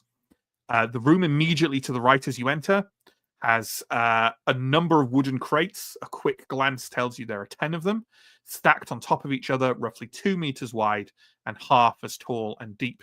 An emblem is burnt into the rough wood. It is a grinning skull with 2 daggers through the cranium. Give me a cunning roll as a -5, please, Theo. I mean, that's a 4, but I still don't fancy my chances. Cunning is 11. Yeah, no, I made it. Oh, you made it, yeah. You've seen this symbol daubed around the city in a number of places, and you think all of those places were either in or very close to Old Kadazar, that kind of walled compound of the old barbarian town. It seems quite common graffiti. I think that's the barbarian. That's not the crime king. What's he call himself? I think that's his symbol. Nobleman Stop touching Dastan. stuff. He's called Nobleman Dastan, the Thief King. That's a good guess. You're sure that Arendar would know either way, so you can ask with him. But that's all that's Come here. on. Let's So see unless what we you're can do. very Open the late, door. the prisoner is not here. Yeah. Well, I don't. Could be in one of the boxes, I guess. Maybe we'll come back and look in these before we go, if there's time. Yeah. Okay. you head up back to the courtyard, and as you do so, Arendar and Askarai are arriving. So all four of you can go to that final doorway if you want. Okay, this one is going to be tricky. Mm-hmm. So, Aaron, do you think you might you be able think- to fiddle one of those locks? Who are you asking? Sorry. he said Aaron, you. so I'm assuming you. Oh, I could try. I've never done it before. And you don't have any lockpicks, right? Yeah. Well, I mean, you can't I pick a can just lock bounce without myself lockpicks. off it. Right, I'll just throw I was gonna myself at say- it. Well, if you give me a second, it seems the people talking about this door are Steer and Aaron, so why don't both of them give me a cunning roll?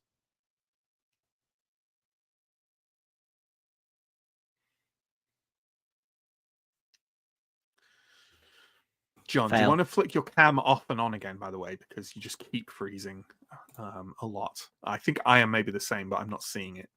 So, I don't know. Okay. Yeah, well, just propose whatever plans you want then. So you're going to try and bash it down again? I've got nothing, and we. Okay. Am I the only one panicking about the situation with the knock You're the on only the door one that wasn't answered? talking about it more than doing things about it, for sure.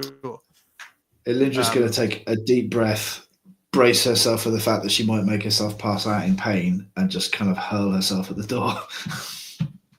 Okay, so you're both giving it a go. That's fair enough. Can you both give me strong rolls at -6, please? Oof. That's a fail. Nope. Yeah, that latch on the other side is really stopping you from impacting on these on the locks. The locks are what you need to batter through. The latch is something that you need to like get moving.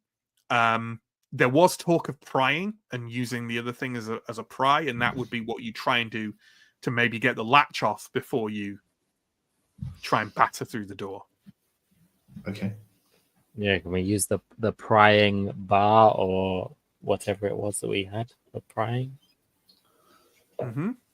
I will give it a and Alindra go. was carrying. Alindra was carrying that, I believe. Now, what would be the stat for prying? Do we think? I mean, possibly just strong again. I think. Yeah, if it's You know like what, accurate or something, I'm just gonna hand it off to someone else. But like, if it's, surely. I think it could be strong or cunning, and you're going to pick strong. So I strong. Yeah. Surely prying would be vigilant, though. Strong it is. Is there a Strong modifier on that? Yeah, let's call that -1. -1. I need a 14. I get a 12. Okay. You lean with a great amount of strength on and weight on that bar and manage to push the door just out of the frame enough slightly that Arendar, because Arendar, we were talking about Arendar doing it, so we might as well. Do you think, Arendar, if you wanted to like push a latch up, you might use like the end of your fencing sword to do it or something like that? Yeah, I was thinking probably, your dagger actually, probably. But... That's what I was thinking. Yeah. You manage to slip around Alindra while she's kind of heaving backwards on this thing or pushing forwards on this thing and pulling the door out. And with a click, you feel the latch bar kind of like lift up and go off.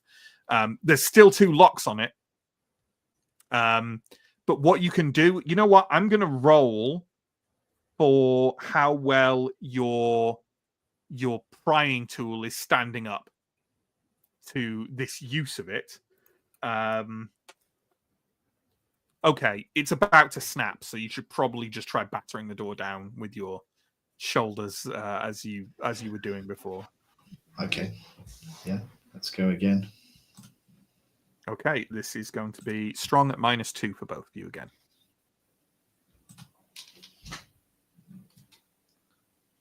Ooh. Okay. Well, I'm going to take that 1 and give you 2 successes for that. So again, Elindra, you're kind of like, you know, if you've got a broken rib, one of the last things you should probably be doing is throwing yourself bodily at solid surfaces. And this is proving that point, really. Theo, on the other hand, you kind of take one run at it, bounce slightly off, and then frustrated, kind of move as far away back as you can, hunker down and barrel towards it, and with a huge pounce, the door cracks open loudly in front of you and reveals, because I'm assuming we brought the torch with us. Yep. Another passageway, very similar to the other ones. Again, a whitewashed corridor with a paved floor. This one is much longer. And there are 5 archways, 5 openings on either side of the corridor. I'm assuming we're carrying out as quick a reconnoiter of this area as possible. Yes. All the rooms are empty, apart from the second innermost room to the left. There is an opening in the wall opposite the entrance. A crack almost 2 meters wide at the bottom and narrowing at the top. A few meters in, you can see by proffering the torch forward, there is an irregular hole in the ground. A rope ladder hangs over the edge, attached to wedges which have been hammered into the bedrock. A hole leading further down into the earth, perhaps into the bowels of Lindaros. And I think we'll end the session there. Lovely stuff. We killed some dwarves. We killed some doors. That's what we do here on Symbaroum, apparently. It's the thing. And find holes. And find holes to go down. That's you're now the heroes of the rope ladder hole. Maybe we'll find that out. We should rename this to Splunkaroon. That was painful. So, with that in mind, as usual, thank you to all our viewers. Thank you to the lovely players. There's been a bunch of activity recently, and Johnny probably shouted out on Monday, but I'm going to shout it out again. And thank you to Johnny for the resubscribe. Thank you to Hefty Yeti, who raided us and shared some bits. And thank you to Max Reiter for following us. There you go. You've probably had 2 shout outs. How many streamers will give you 2 shout outs from different people? Huh? Okay. So with our current schedule, next week, I believe Call Cthulhu is off. I think it's off for the next 2 weeks. That's not like a schedule thing. That's just those streams aren't happening because of life thing. But you know what there is next week, folks? Next week on Thursday, and 2 of your favorite Symbaroum players. Yeah, you know who your favorites are. 2 of your favorite Symbaroum players, Johnny and Sam, will be with you along with a bunch of others as we restart the Yellow King. It's been fallow for a long time, and I'm looking very much forward to getting off the ground again. Anyone who hasn't watched the Yellow King already and likes the idea of a kind of mind-melding, reality-warping, alternate history, eldritch horror in 1895 Paris, yeah, it's that. So you should watch it. You're not going to watch that anywhere else. Yeah, it's real fun. It's actually like, obviously I've encouraged everyone to go back and watch the VODs because I honestly think they're kind of bangers. But like, it's, if you haven't, it's not a bad jumping on point. Like a kind of arc has come to a close, sort of. So maybe it's a fairly good jumping on point. But anyway, Yellow King is back next week, and then Symbaroum will be back in 2 weeks. 2 weeks. So for the calendar aligned members of the watching group, that made no sense. That would be March the 12th. So that's when we'll be back. Okay.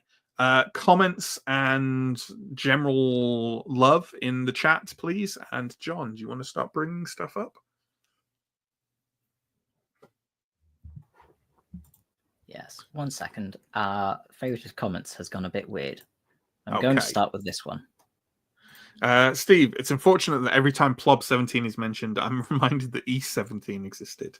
Oh, that's terrible. Yeah. Been re-listening to the East 17 album I own on cassette recently, and it's held up very well. That's good to know, and I don't believe you. I mean, I believe you that you listened to it. I don't believe you that I would think it held up well. But even though, you know what, I say that, but I had a conversation with John, I think a few months, at an appropriate time in the last few months, where John was quite surprised that I revealed that one of my favorite Christmas songs is Stay Another Day, which isn't really a Christmas song, but it came out at Christmas, so it's a Christmas song. It's got bells in it. It's a Christmas song. It's got bells. It's true. It's a pretty good song, actually. It's a pretty good song. What can I say? I was probably about 13. When we had this conversation? No, when the song came out. When E17 stayed another day. When they stayed another day. Yeah. Look, Christmas songs are not fertile ground to pick from. You know? Every time Plob 17 is mentioned, I get mentally transported to like whatever kind of writing room in the Free League offices they had when they brainstormed. Yeah. What's a good dwarven word for an underpass? And they settled on Plob. It's interesting though, isn't it? You've got to bear in mind like how like Plob sounds quite silly in English, but maybe it doesn't sound as silly to the Swedish ear. Could be. Yeah, I mean, I don't know how deep they went into the language, whether they've just got like a sort of. It's not, they're not Tolkien. Yeah. I don't think they're. I think the thing is, Plob sounds like a reasonable dwarvish word, but if I was going to pick like a crucial dwarvish word for my RPG, I wouldn't pick Plob. Plob. No, it is silly.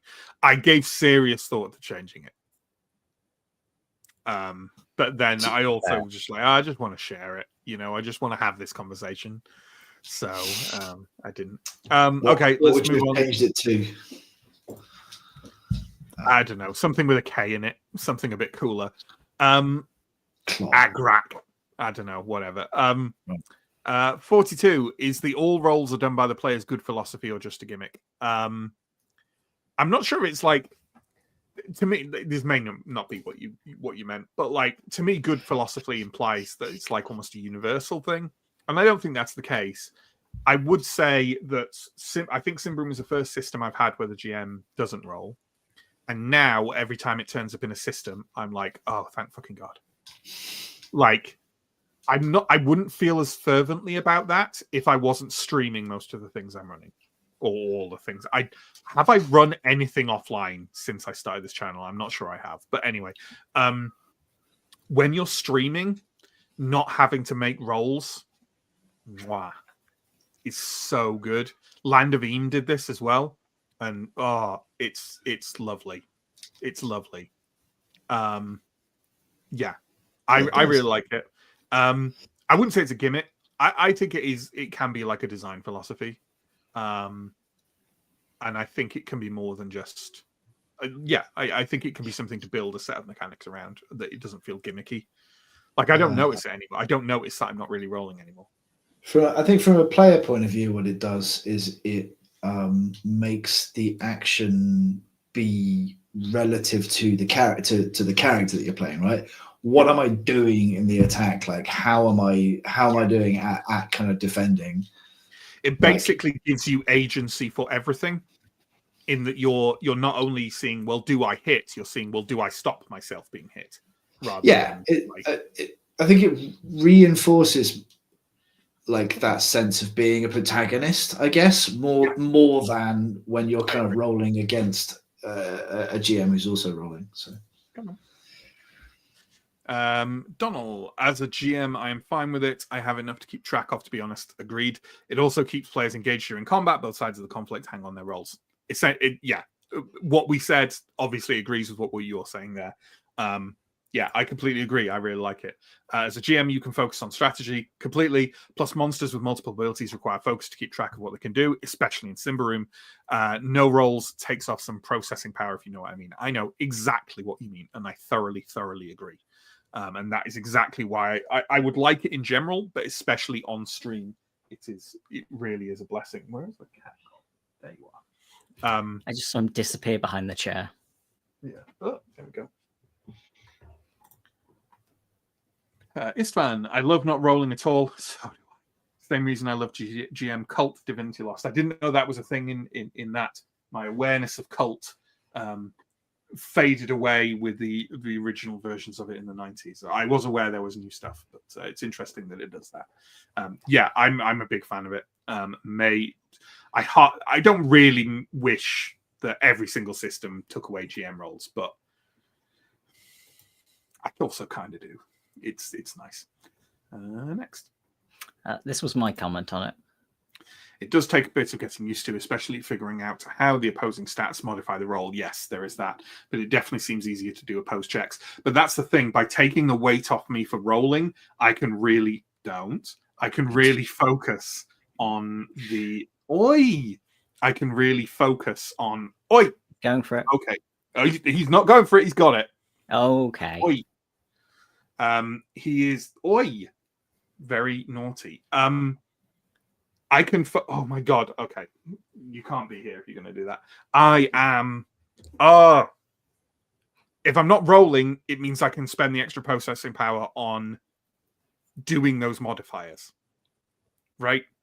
So I can be here just telling you what to do, which I think works quite well on stream. I can't believe you did that. I mean, I can because he's done it his entire life, but also not for a while, and he was just going to be nice, but no, he's a monkey. Monkey. Pretty sure he's a cat.